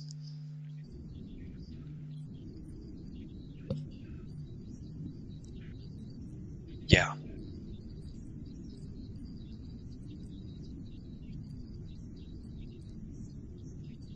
Yeah. I know that guy. Yeah, sorry.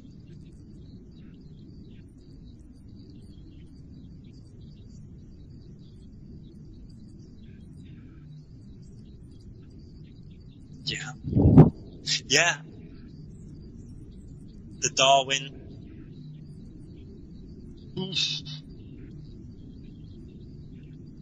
Yeah, dinosaurs. Yeah. One thing I looked at, and I'm sort of working with someone else on this, is obviously when I came round after a few hundred hours of, okay, we live on a flat earth, and laughing my head off for a week, thinking, how the hell can I talk to anyone about this? I thought, better than talking to people about it, I'll just do more research. And I started looking into ancient texts. I know you've looked into this before, because you start to read ancient texts with new eyes within the flat earth model, and all the ancient texts give you a different read. This is all around the world: Norse, Maya, Genesis, the East, anywhere on the planet you pick up some ancient texts and you look at myth or cataclysm stories, everything looks really different. I looked into the centre of the galaxy, what they call the centre of the galaxy, it's like a rift in the sky. Now, obviously, this isn't the centre of the galaxy anymore. This is sort of what looks like, on a clear night, a sewn-up rift in the sky. And I found about 50 to 100 references to this in ancient texts of being linked to a new sun or a cataclysm. I don't know if you came across this information, Eric, and what your thoughts might be on this. And of course, I'm speculating and theorising. I want to make that clear. What were your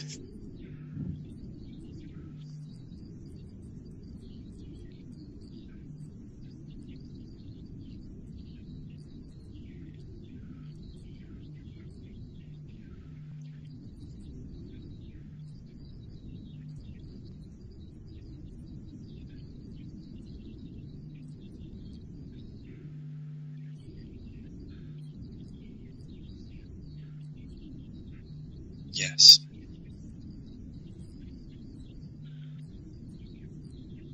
Yeah. I would say if anyone's interested in this subject, who is slowly leaning towards the flat Earth model, obviously the galactic centre doesn't really exist. It's more of a rift in the sky. And if anyone wants to look at this article, it's called Flat Earth, Galactic Centre and Ancient Myth on wakey.com. There will be a part 2 coming soon, which is something I'm working on with someone else who is spending a lot of time on this. And it paints a very interesting picture, because when you look at the flat Earth model and ancient text, everything gets read in a different way. I know Graham Hancock's doing a lot of work now on cataclysms and ancient text, but he's on a ball Earth model. He's talking about aliens in the solar system.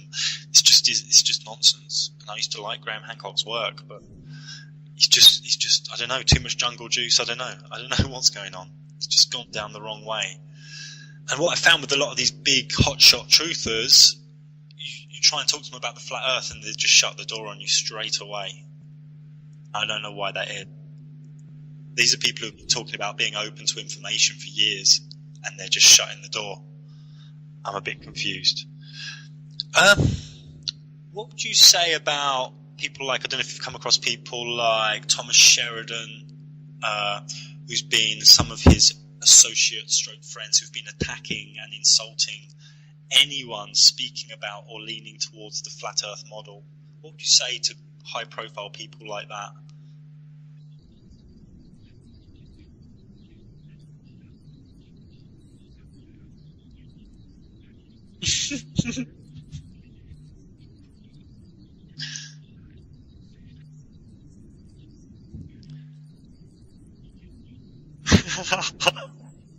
He's a bit anti-flat belly, isn't he, as well, Thomas?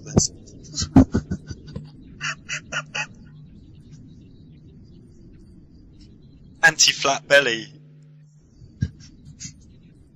Ike as well. Ike's been on the pies, hasn't he?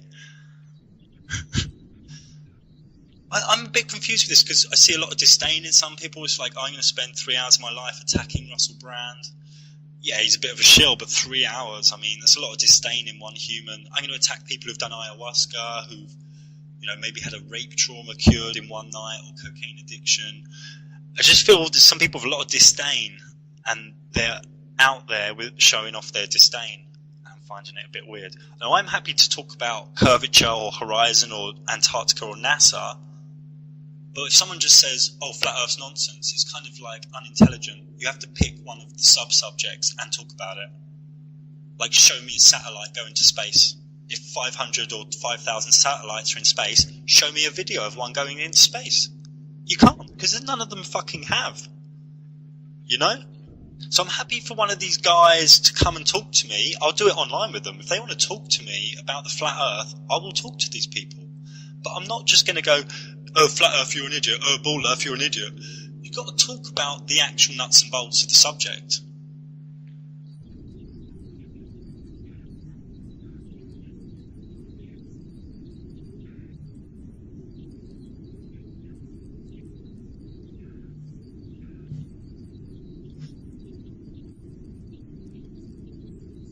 No, maybe we should just do like Taoist style. We should just get a sword and fight to the death, and whoever's still alive, his theory wins. This could be called like truth sword fights, truth debate sword fights. I don't know. There's got to be a way to do it. Or pie eating contests.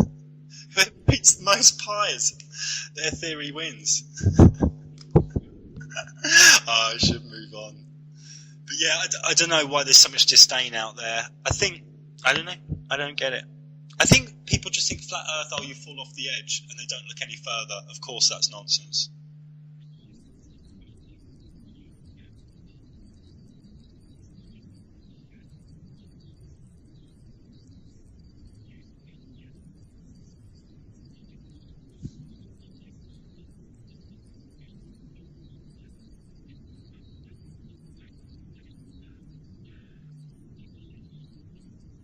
Yeah.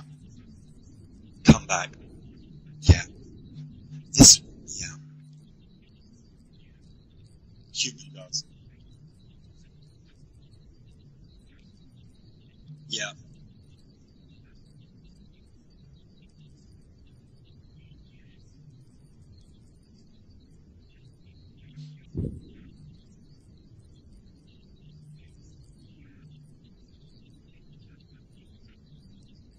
Totally.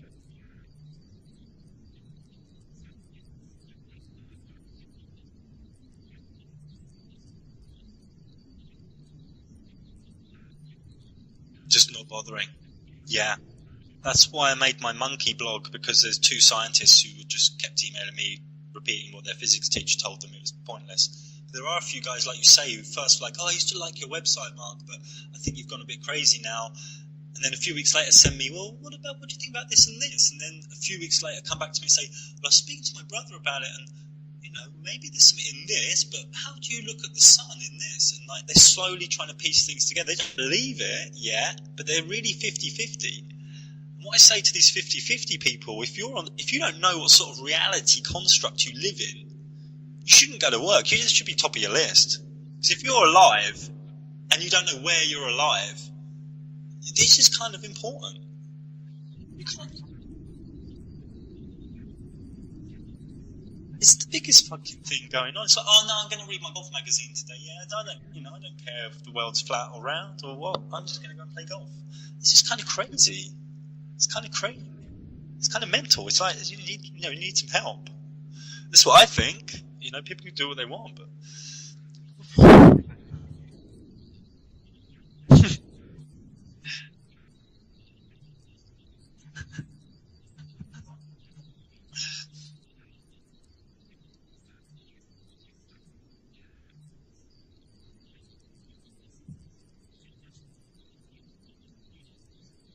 Yeah.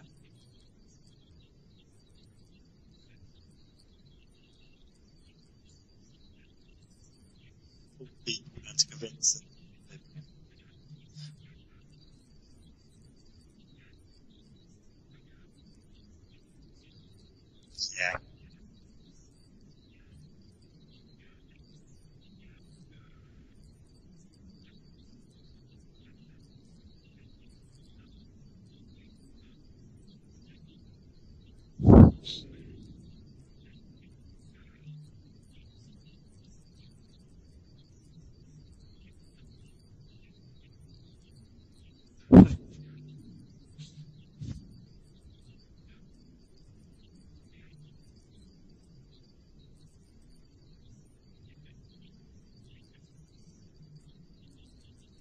Yeah. Yeah.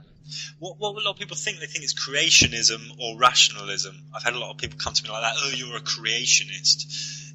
They're putting this into labels, into baskets, and I don't like definitions. I just like to know what's true. And what people...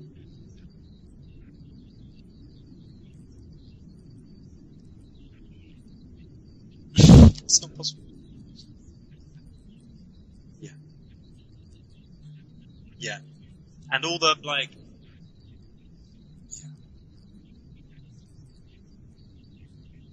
and in India, there's 200-300 mile long train tracks that are very straight, that have no technology for the curvature in the earth. They don't each train track, each rail doesn't curve half a millimeter. It's not possible. I mean, we don't live on the ball. We just don't live with canals, yeah. There was a test done, wasn't there, in Cambridge in England, 30 miles. There was like flags put in a straight canal, and they used a telescope, and there was no curvature.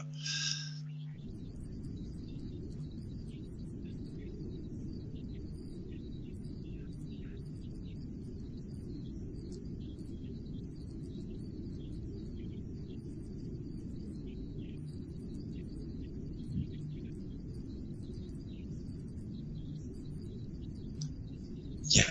Do you know what some people say to me? They say, well, if it was flat and that was the case, Mark, I'll be able to see Everest. I know, because of atmospheric haze. You just, look out the window now, there's atmospheric haze.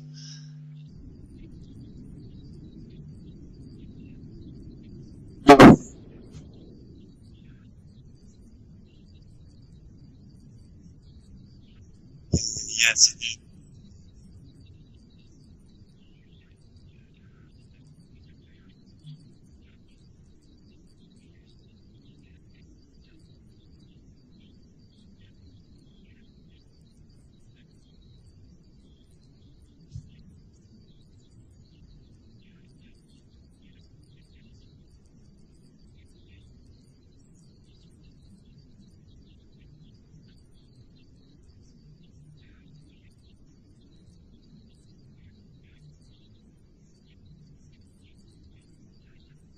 Yes, sure.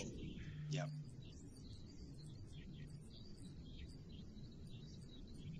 Yeah.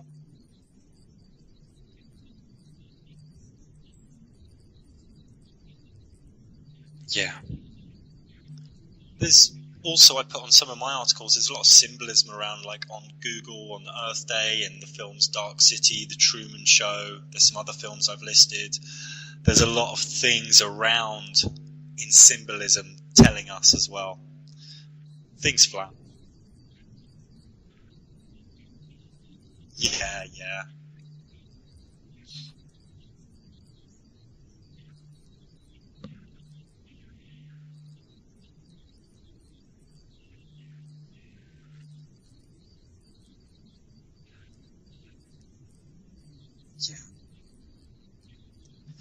Yeah.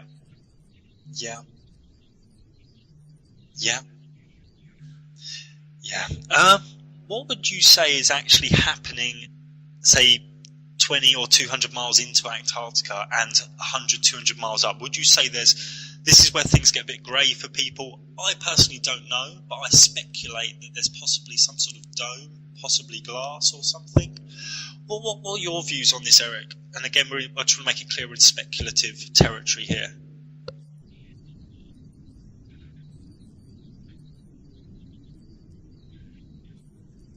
There's no way of knowing.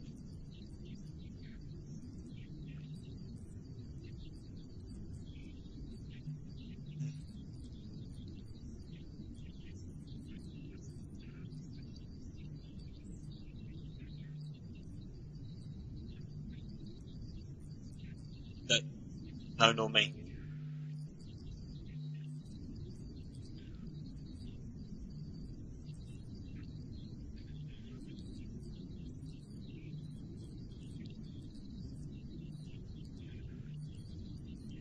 Yeah, it's not going to happen. You'll get shot. As we know, some vessels have been shot down in Antarctica. Yeah, it's very, very militarized.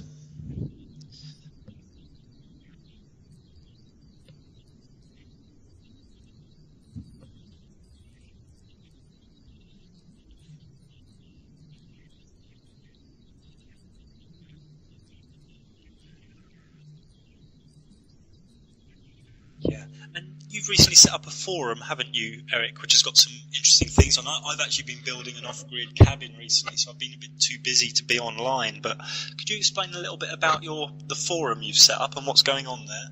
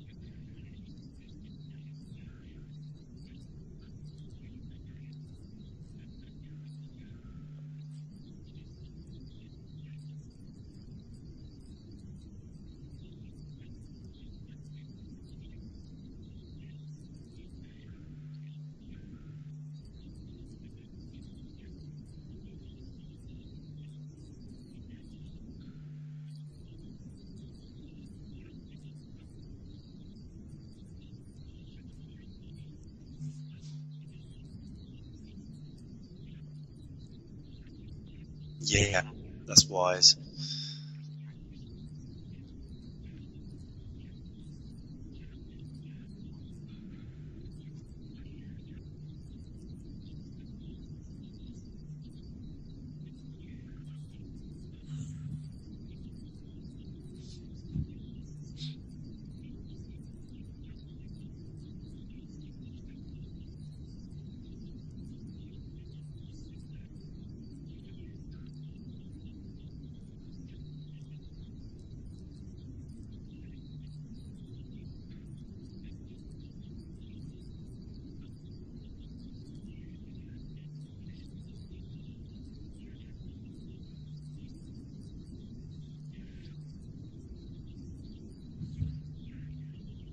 Yeah, and I really recommend Eric's book on the flat Earth, and Eric's made some great videos that are on YouTube that have gone quite viral. I'm not sure whether Eric or myself are going to get taken out first. Who do you reckon, Eric? Me or you? Yeah, they got to find us first. We're both in deep, dark, SWAT team. They got to find us though. We're kind of like shadows, aren't we? In the middle of nowhere. So that'll make it a bit. They have to spend a bit more petrol. They can't use satellites to find us because they don't fucking exist. Oh, funny. Well, so what I'd say to listeners, if you're interested in this subject, if you've got some questions, if you think it'd be kind of fun to research, Eric's website's theatlanteanconspiracy.org. Mine's wakey.com. Sorry, yours is theatlanteanconspiracy.com. Sorry, wakey.com. And follow your nose from there. I'm just going to say one quote from a guy called Frantz Fanon before we wrap this up, which is, sometimes people hold a core belief that is very strong. When they are presented with evidence that works against that belief, the new evidence cannot be accepted. It would create a feeling that is extremely uncomfortable, called cognitive dissonance. And because it is so important to protect the core belief, they will rationalise, ignore, and even deny anything that doesn't fit in with that core belief. Okay, thank you. Thank you, Eric. Thanks for your time.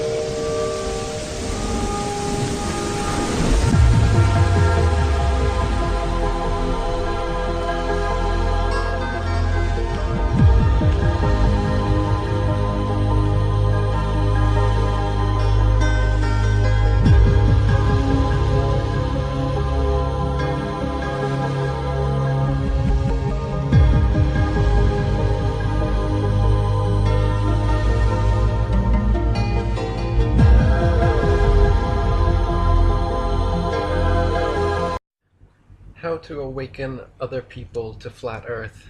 Unfortunately, it's not as easy as just walking up to people and telling them, hey, the Earth's flat. You've been lied to for 500 years. Just thought I'd let you know. That would be nice, but that's the worst way to try and wake someone up.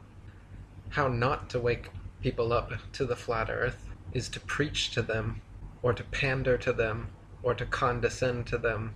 So the best way is instead to Socratically question their worldview. Socratic questioning means to continually ask someone leading questions, leading them to the answers or lack of answers that you knew of in the beginning. So it's a method of teaching through asking leading questions to get your subject to come to the answers that you want them to all by themselves. So for instance, you can ask someone, hey, isn't the natural physics of water to remain level and flat? And isn't over 70% of Earth composed of water? If 70% of Earth is composed of water, and the natural physics of water is to always remain level, flat, how can the Earth be anything but a level, flat plane? Then as they answer, you frame your next question to lead them further and further down the rabbit hole of flat Earth questioning. For a good example of this, Check out Del from Beyond the Imaginary Curve. Notice the questions that he asks and the style of asking. Notice the Socratic questioning, the leading questions. Notice how he strategically leads people into questioning their own worldview instead of just preaching and alienating them by laying it all out right from the beginning. Pay attention to your own emotional state when you're trying to wake other people up also. If you're excited, over-impassioned, nervous, jittery, talking too fast, unsure of yourself, they're going to pick up on that and exploit it. One of the best ways to breach any subject, especially taboo subjects, is through humor. Making jokes about it. Make jokes about the flat earth. Make jokes about the ball earth. Make jokes about NASA's CGI photographs. Make jokes about the Big Bang. Keep it light. Keep it funny. Make it a joint discovery between the two of you. Never make it seem like you are preaching. Never make it seem like you've already decided. Don't try to do it all at once. Waking up to flat earth is a process, so recognize that whoever you're trying to wake up has to go through that long process themselves. So the most you can do is plant seeds and then water them as time goes on. If you try to plant a seed and overload it with water and sit there waiting for it to grow, you're getting pissed off that it's not growing faster. You're just going to waterlog and kill it. Be lighthearted. Smile. Laugh it off if they ridicule you, like water off a duck's back. They'll be looking to see your confidence in what you're saying. And if they see their simple ridicule can bring you into a negative state, they're going to know that you're not that confident about what you're presenting them with, and they won't take you as seriously. However, if they ridicule you, and you just smile, nod, and ask them another Socratic question that points out where they might actually be wrong, they're more likely to take you seriously and see that you have both confidence and logic. So when you're trying to awaken other people, think of how you were awakened. Did someone come and preach to you? You probably clicked on a video, and upon watching the video, found your worldview expanded. So one of the best ways to wake other people up is to get them to watch a video with you. Hold a viewing party, send them a link, or next time they come over, sit them down and turn on a good flat earth video. Another way is to put your money where your mouth is. Offer them $10 or $20 to sit down and watch a flat earth video with you. Maybe they'll ridicule you if you expect them to waste their time for free, but if you put a $20 bill in front of them and say, hey, I'll give you $20 to just sit down and listen to this video with me, they're less likely to be standoffish about it when they've had their palms greased. One guy wrote me and said he challenged his friend to a bet that if his friend still thought the earth was a spinning ball in 6 months' time, that he would buy him an Xbox. And when 6 months came around, his friend couldn't honestly tell him that he truly believed the earth was still a spinning ball. So if you can get people to sit down and watch a video with you, that takes the pressure off of you. As you're watching, feel free to pause it as they ask questions to help them along with answers if you know them, or pause it yourself if you think they don't understand something. You don't even have to approach it as though you think the earth is flat. You can simply say that you find this interesting, or did you know about these people? Or what do you think of this? And when they tell you, so you believe this? You can throw your hands up and say, no, I didn't say I believe it. I'm just questioning it. I think there's a lot of interesting points. I wanted to discuss them with you. So, one thing to keep in mind is that you're not really trying to teach somebody everything that you know about this subject. The best thing I think a person can do is to just open their mind and point out a couple things that will make them willing to sit down with you and watch a couple videos. Once they've seen a few good videos that comprehensively cover the subject, there's really not a whole lot left for you to say, because they've already seen the material. But to get somebody to sit down and watch it seems to be the challenge with a topic like this. So one of the things you do to not come across like a freak is remember that a good strategy goes a long ways. Think of a salesman who's trying to get an appointment to go to someone's house to, say, sell them a sunroom or a steel roof or a window remodel or something like that, right? So he only uses the phone as a tool to get the appointment with the customer. You don't try to sell them the roof over the phone. You don't try to sell them the windows over the phone, or whatever your project happens to be that you're contracting. You really only use the phone for one thing, and that is to get an appointment. And then when you get in front of the person, that's when you do the selling, okay? So you have to remember that when you bring this subject up, there are so many people that have put together documentaries that really cover it so well. Why would you try to do that when you can simply get the people primed to want to hear it? That's a huge obstacle.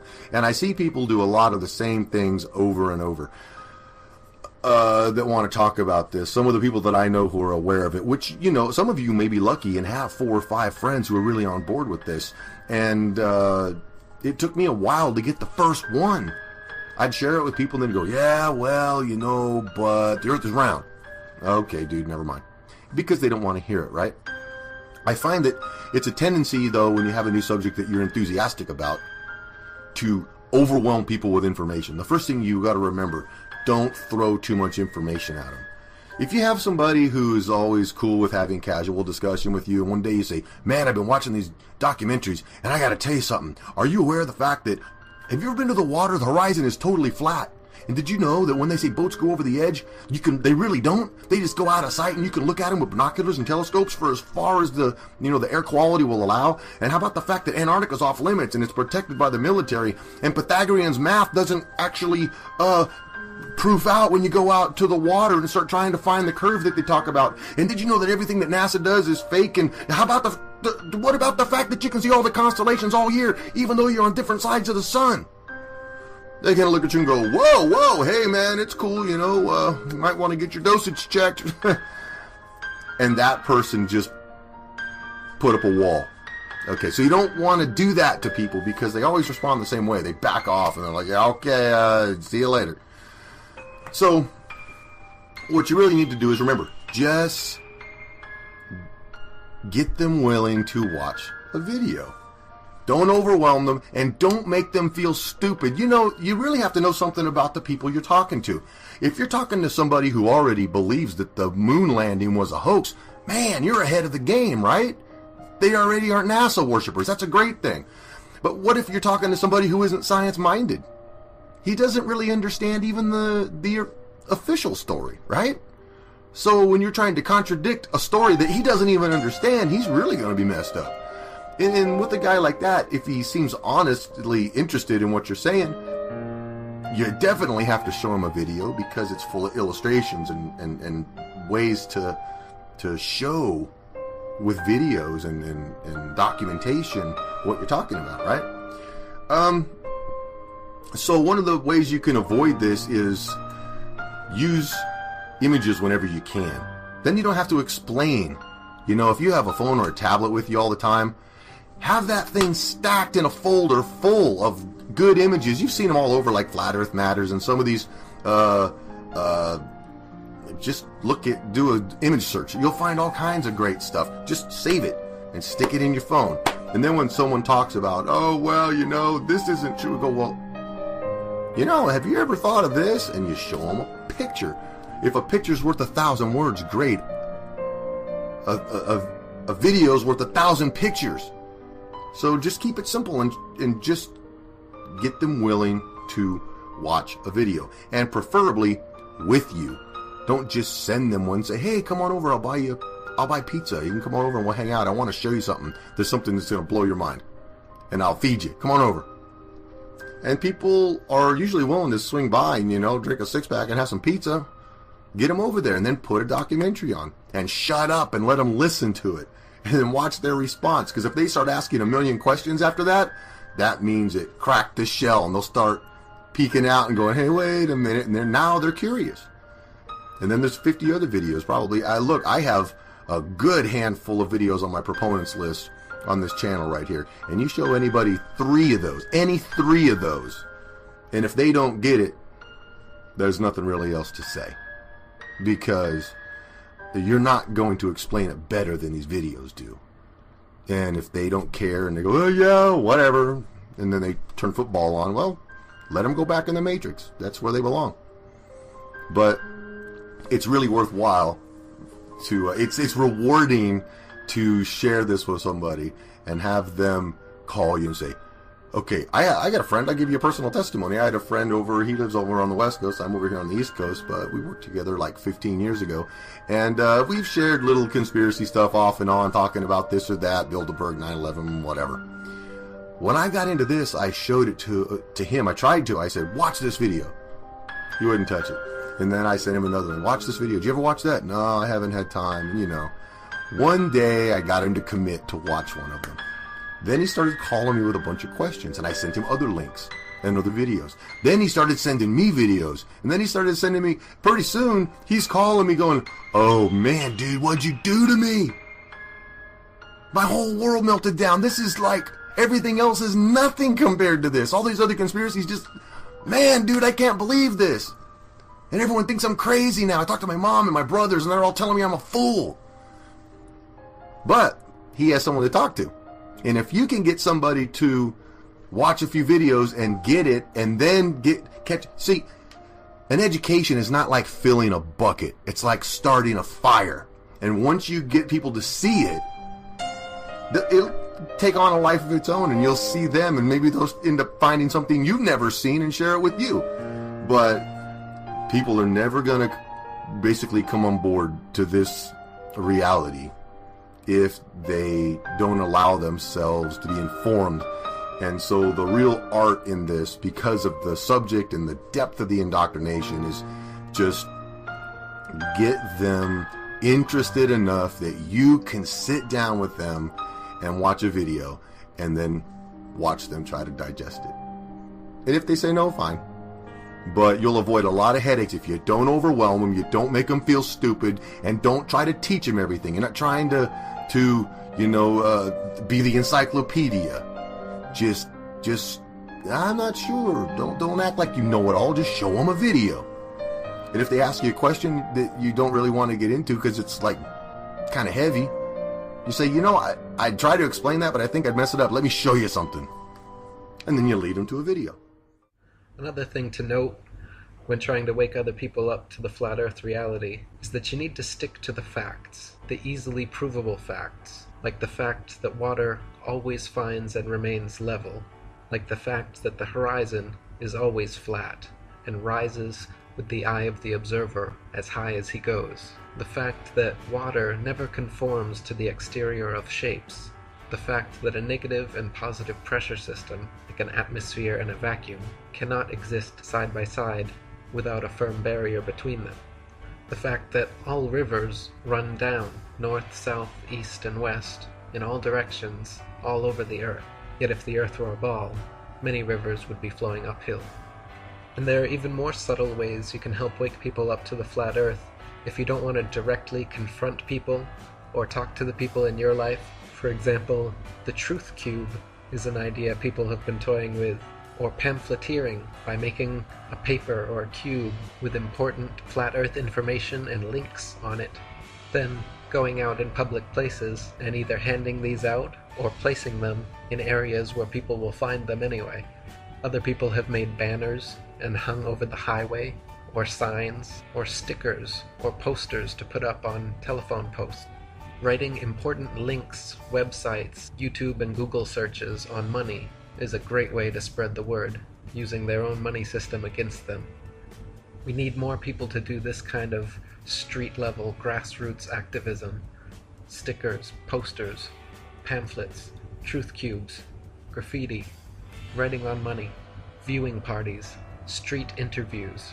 Flat Earth activism is some of the most important activism you can possibly be doing right now, because as the mother of all conspiracies, it holds under its umbrella all of the other lesser conspiracies and exposes them. So by devoting energy to waking up people to this 500-year deception, you're releasing the tight grip this control mechanism has on everyone's minds. Those of us that know the Earth is flat and still have to live in this world are like people that have been woken up from the Matrix. We're wearing our leather jackets, we got our cool black shades on, and there's a world full of people who think they're on a tilting, wobbling, spinning sphere pair and ridicule you for trying to tell them the truth. Agent Smith is everywhere, but don't be like Cypher and just go back to sleep. We need more Morpheuses. We need more Neos, more Trinities. We need you guys that have broken free from the Matrix to get in those weird-looking chairs, plug that thing into the back of your head, take one for the team, go back out into the Matrix, and do everything you can to try and unplug these helpless slaves. George Bernard Shaw wrote, "In the Middle Ages, people believed that the earth was flat, for which they had at least the evidence of their senses. We believe it to be round, not because as many as 1% of us could give the physical reasons for so quaint a belief, but because modern science has convinced us that nothing that is obvious is true, and that everything that is magical, improbable, extraordinary, gigantic, microscopic, heartless, or outrageous is scientific. Modern astronomy has absolutely convinced the world, as George Bernard Shaw stated, that nothing that is obvious is true. It is obvious that the earth is flat, yet they say it is curved. It is obvious that the world is motionless, yet they say that it moves. It is obvious that the heavens revolve around us, yet they say it is us that revolves. It is obvious that the stars are stars, yet they say the stars are suns. It is obvious that the sun is bigger than the stars, yet they say the stars are bigger than the sun.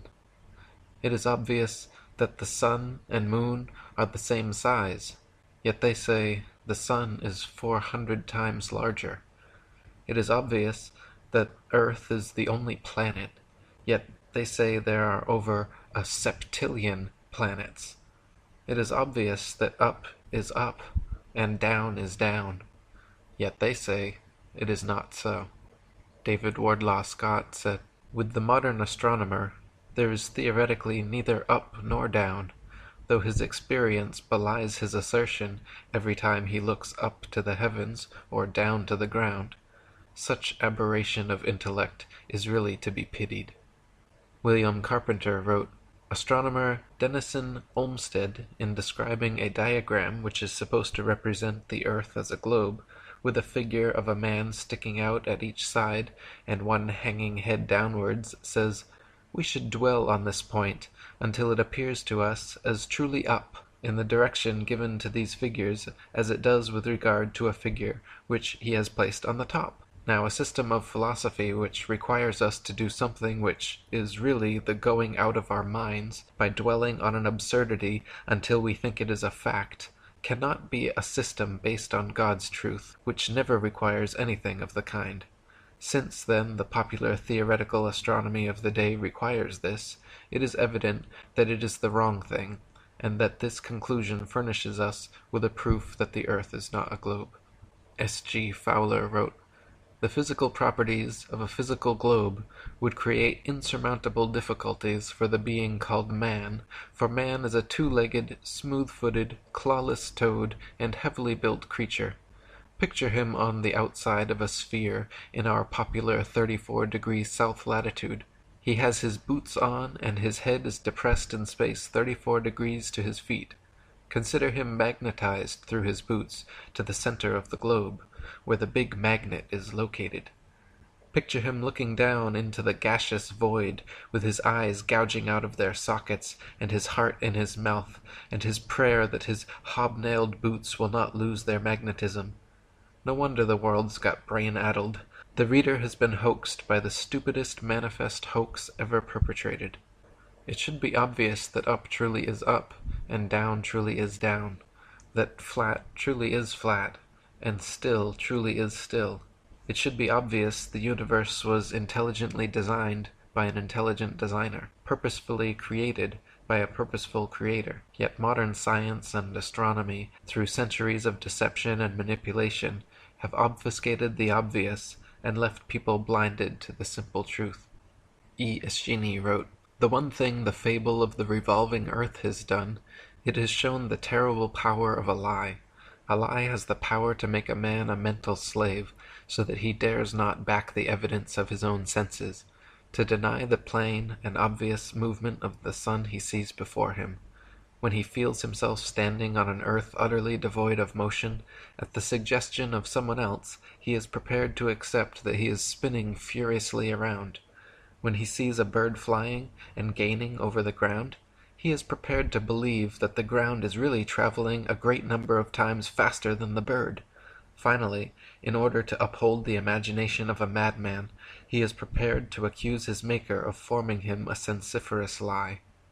The truth is that the earth is not a planet. It is a plane. Other than the heights and depths of mountains and valleys, the earth has no curvature or convexity, and is for all intents and purposes flat. Just as it appears, the sun, moon, and stars, fixed and wandering, all revolve around the flat earth, which is the stationary, immovable center of the universe. The magnetic North Pole is the center of the earth and the universe. Polaris, the North Pole star, remains always significantly situated atop the dome of the heavens, while the sun, moon, and stars revolve in circular cycles around us. The truth is that all standing water is always flat, the horizon is always flat, and all canals, tunnels, and railways are built without regard for the supposed curvature or convexity of the earth. The light from lighthouses can be seen at incredible distances, only possible on a flat surface.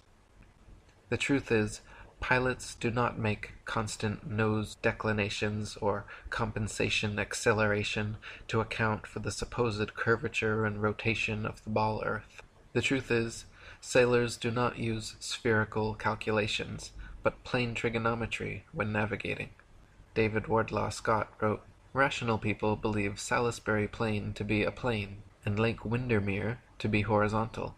But our astronomers say that this is all a mistake, that we must not trust our eyes when we see these or other such places as being horizontal, but that we should believe what they tell us, that Salisbury Plain, Lake Windermere, and also all other plains, lakes, and places upon the earth, as well as the vast Pacific and all other oceans, are only parts of a great globe, and therefore must have a curve. Besides which, mirabile dictu, that all rush together round the sun at the rate of 65,000 miles per hour. They give their law for this fancied curvature, based on the world being 25,000 miles in circumference at the equator, as being 8 inches for the first mile, 2 feet 8 inches for the second, 6 feet for the third, and so on, the rule being to square the number of miles between the observer and the object, then multiply that square by 8 inches, and divide by 12 to bring it into feet, the quotient being the supposed curvature. Unfortunately, however, for astronomers, this theory does not agree with fact, for this rule of curvature has been found to be utterly fallacious both on land and water. All houses have to be built on level ground, but no allowance whatever is made for the curvature of the earth, and all compasses point north and south at the same time, even at the equator, which incontestably proves that the sea is horizontal, and therefore that the world is not globular, for if it were, one end of the magnet would then dip towards the North Pole, and the other point to the heavens. The truth is that Antarctica is a giant ice wall holding in the oceans, and the South Pole does not exist. Various anomalies and differences between the Arctic and Antarctic prove the Earth is not a ball. The Arctic midnight sun proves the universe is geocentric. The truth is the sun and moon are equal divine balanced opposites made for signs and seasons to light the earth and divide day from night. The moon is not merely a reflector of the sun's light, but emanates a demonstrably unique light of its own.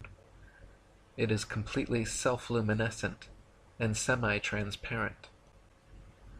The truth is that man has not and cannot ever walk on the moon or Mars, because the heavenly bodies are simply luminaries and not terrestrial terra firma like the earth.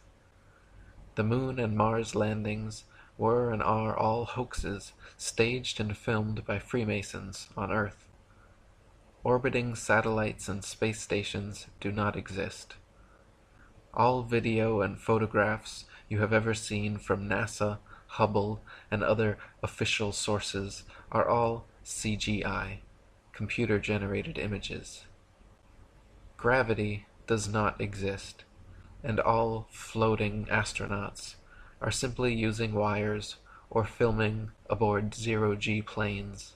Relativity does not exist, and that is why Einstein is always sticking his tongue out at you. The truth is, the universe was intelligently designed by an intelligent designer, purposefully created by a purposeful creator, not the haphazard result of some inexplicable cosmic accident. The truth is that life, consciousness, the incredible, beautiful diversity and complexity of nature is divinely created, not coldly, blindly evolved out of nothing. Dr. Woodhouse wrote, "When we consider what the advocates of the Earth's stationary and central position can account for, and explain their celestial phenomena as accurately to their own thinking as we can ours, in addition to which they have the evidence of their senses, and scripture, and facts in their favor, which we have not, it is not without a show of reason that they maintain the superiority of their system.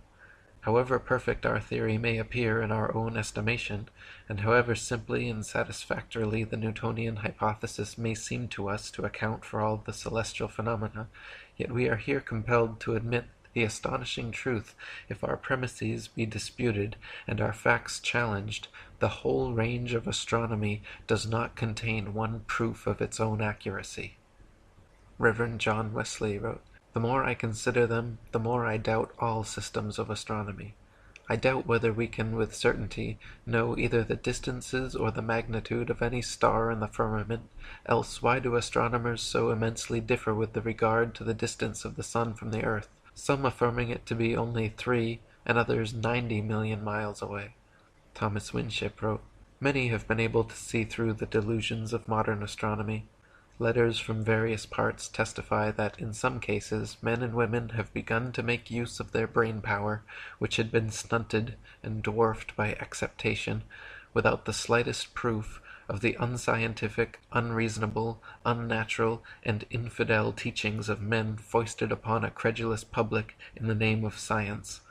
Others, again, tell that the writers have thrown to the moles and to the bats the worldwide and almost universally believed hoax that we are living on a whirling sea-earth globe, revolving faster than a cannonball travels, rushing through space at a rate beyond human power to conceive, and flying, with the whole of the so-called solar system, in another direction 20 times the speed of its own rotation." In conspiracy research, the term globalist usually refers to internationalists, people in favor of a one-world order, but more literally and more accurately, as the UN World Government logo shows, the term globalist signifies those who propagate the centuries-old myth of a globe Earth. Heliocentrism and the ball Earth mythos have long been promoted by Masonic patriarchal pagan sun worshippers. In typical sun-worshipping fashion, the sun was made to be the most important and central entity of the so-called solar system. The earth was demoted to being a mere planet, like the wandering stars. All the fixed stars were turned into distant suns as well. The sun was said to be the only giver of light, and the moon demoted to a mere reflector of the sun's light. The sun was said to be the largest thing in our corner of the galaxy, bigger than the earth, moon, and planets. By removing Earth from the motionless center of the universe, these Masons have moved us physically and metaphysically from a place of supreme importance to one of complete nihilistic indifference. If the earth is the center of the universe, then the ideas of God, creation, and a purpose for human existence are resplendent. But if the earth is just one of billions of planets revolving around billions of stars and billions of galaxies, then the ideas of God, creation, and a specific purpose for earth and human existence become highly implausible. By surreptitiously indoctrinating us into their scientific materialist sun worship, not only do we lose faith in anything beyond the material, we gain absolute faith in materiality, superficiality, status, selfishness, hedonism, and consumerism. If there is no God and everyone is just an accident, then all that really matters is me, me, me. They have turned Madonna, the mother of God, into a material girl living in a material world. Their rich, powerful corporations with slick sun cult logos sell us idols to worship, slowly taking over the world while we tacitly believe their science, vote for their politicians, buy their products, listen to their music, watch their movies, sacrificing our souls at the altar of materialism. David Wardlaw Scott wrote, "Such discrepancies remind me of the confusion which attended those who in olden days attempted to build the Tower of Babel, when their language was confounded and their labor brought to naught.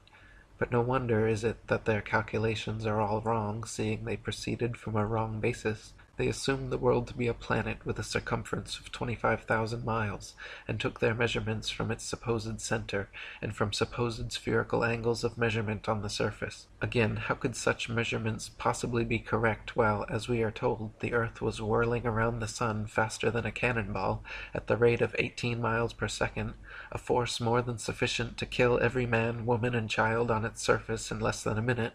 Then the earth is supposed to have various other motions, into the discussion of which I need not enter here, and will only notice that of its supposed rotation round its imaginary axis at the rate at the equator of 1,000 miles per hour, with an inclination of 23.5 degrees. E. Eschini wrote, Ptolemy had made it appear that the sun and stars revolved around a stationary earth, but Copernicus advanced the theory that it was the earth which revolved around a stationary sun, while the stars were fixed, and either of these entirely opposite theories gives an equally satisfactory explanation of the appearance of the sun by day and the stars by night. Copernicus did not produce any newly discovered fact to prove that Ptolemy was wrong, neither did he offer any proof that he himself was right, but worked out his system to show that he could account for all the appearances of the heavens quite as well as the Egyptians had done, though working on an entirely different hypothesis, and offered his new heliocentric theory as an alternative. Ptolemy shows very ingeniously that the earth must be at the center of the celestial sphere. He proves that unless this were the case, each star would not move with the absolute uniformity which does characterize it. He shows also that the earth could not be animated by any movement of transition. The earth, argued Ptolemy, lies at the center of the celestial sphere. If the earth were to be endowed with movement, it would not lie always at this point. It must therefore shift to some other part of the sphere. The movements of the stars, however, preclude this, and therefore the earth must be as devoid of any movement of translation as it is of rotation. The Ptolemaic geocentric system prevailed for over 1,400 years, and even thousands of years before Ptolemy, flat earth geocentrism was the widely accepted truth. The modern ball-earth heliocentrism, popularized by the likes of Copernicus, Kepler, Galileo, Newton, Einstein, and NASA, however, is a comparatively recent belief system that has been foisted upon an unsuspecting world for 500 years. Ptolemy never imagined the scientific magicians of the future would be so brazen, nor the public so gullible, as to accept that we see no parallax change in the stars after hundreds of millions of miles of supposed orbital motion, simply because all those stars are trillions upon trillions of miles further distant at a sufficient enough scale for no change in relative parallax to occur. How convenient! Yet another fact of modern astronomy which defies our common sense and experience. Lady Blunt wrote, "They expect us to believe that the earth and sea together comprise a flying globe, which they speak of as a solid orb, supposed by astronomers to have been originally shot off the sun in a soft plastic mass, which as the temperature decreased, gradually solidified. Yet not one single fact or proof can they produce for this far-fetched idea, and in spite of the fact that the whirling globe theory was, even according to the open confessions of its founders, set forth to the world in the first instance as a mere supposition, it is now presented as unquestionable truth."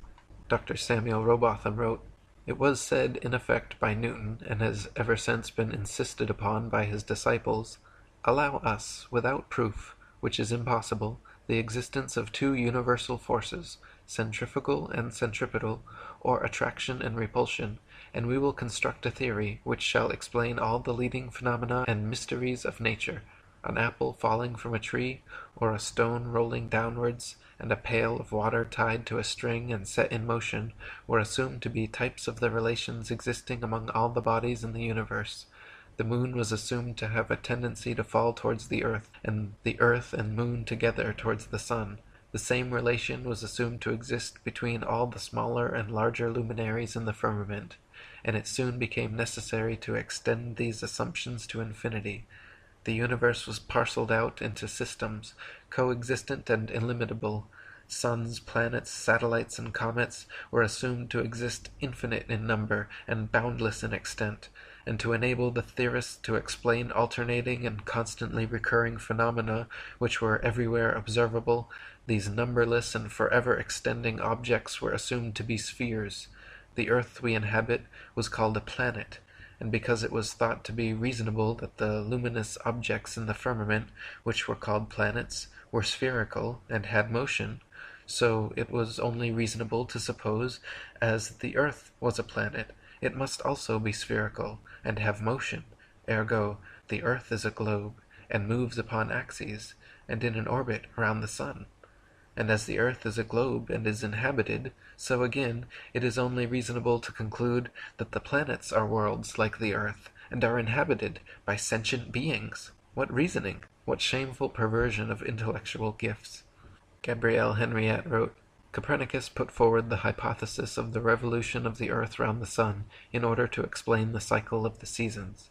His theory is not very satisfactory, seeing that the earth is supposed to be at its greatest distance from the sun in the summer, during the hot weather, and at its shortest distance in the winter, when the temperature is at its lowest. These unusual conditions, which clearly contradict the laws of nature as regards the effects of heat, are, it is said, due to the angle formed by the rays of sun as they fall on the earth's surface. It is also stated that the opposition of the seasons north and south of the equator is due to a tilt of the earth, first on one side and then on the other, which conveniently occurs at the right moment. Nothing is said, however, of the shifting of the waters of the sea and rivers, which this change in the center of gravity and in the position of the earth would inevitably bring twice a year. It might also be assumed that, under those conditions, very high constructions would swerve from the vertical. The American skyscrapers and the Eiffel Tower, for instance, cannot be seen to lean right or left according to the seasons, although this should be a logical and natural consequence of the alternate inclination attributed to the earth. If the earth were a sphere that rotated daily on its vertical axis at a uniform velocity, revolving annually around the sun, it would follow that half the globe would always be sunlit, while the other half dark, every place on the globe receiving an equal amount of day and night. In actuality, however, the drastically varying lengths of day and night over the earth are consistent with the geocentric flat earth model. If the earth were a sphere, it would follow that the seasons the world over would be simultaneous, due to the distance from the sun. When the earth is farthest away from the sun, the entire globe should be ensconced in winter and recording the coldest temperatures for the year. When the earth is closest to the sun, the entire globe should be summery and recording the warmest temperatures for the year. In actuality, however, this is not the case. The frozen depths of Antarctica remain forever frigidly foreboding, while just a few thousand miles away it is tropical summer. How is it that the heat from the sun could supposedly come from an eyebrow-raising 93 million miles away to simultaneously burn the skin of beach bums in Hawaii while leaving Antarctic explorers frozen in their boots just a few thousand miles away? Dr. Samuel Robotham wrote, It is geometrically demonstrable that all the visible luminaries in the firmament are within a distance of a few thousand miles from the earth, not more than the space which stretches between the North Pole and the Cape of Good Hope, and the principle of measurement, that of plane triangulation, with invariably and accurately measured baseline, which demonstrates this important fact, is one which no mathematician claiming to be a master in the science will for a moment deny. All these luminaries, then, and the sun itself, being so near to us, cannot be other than very small as compared with the earth we inhabit.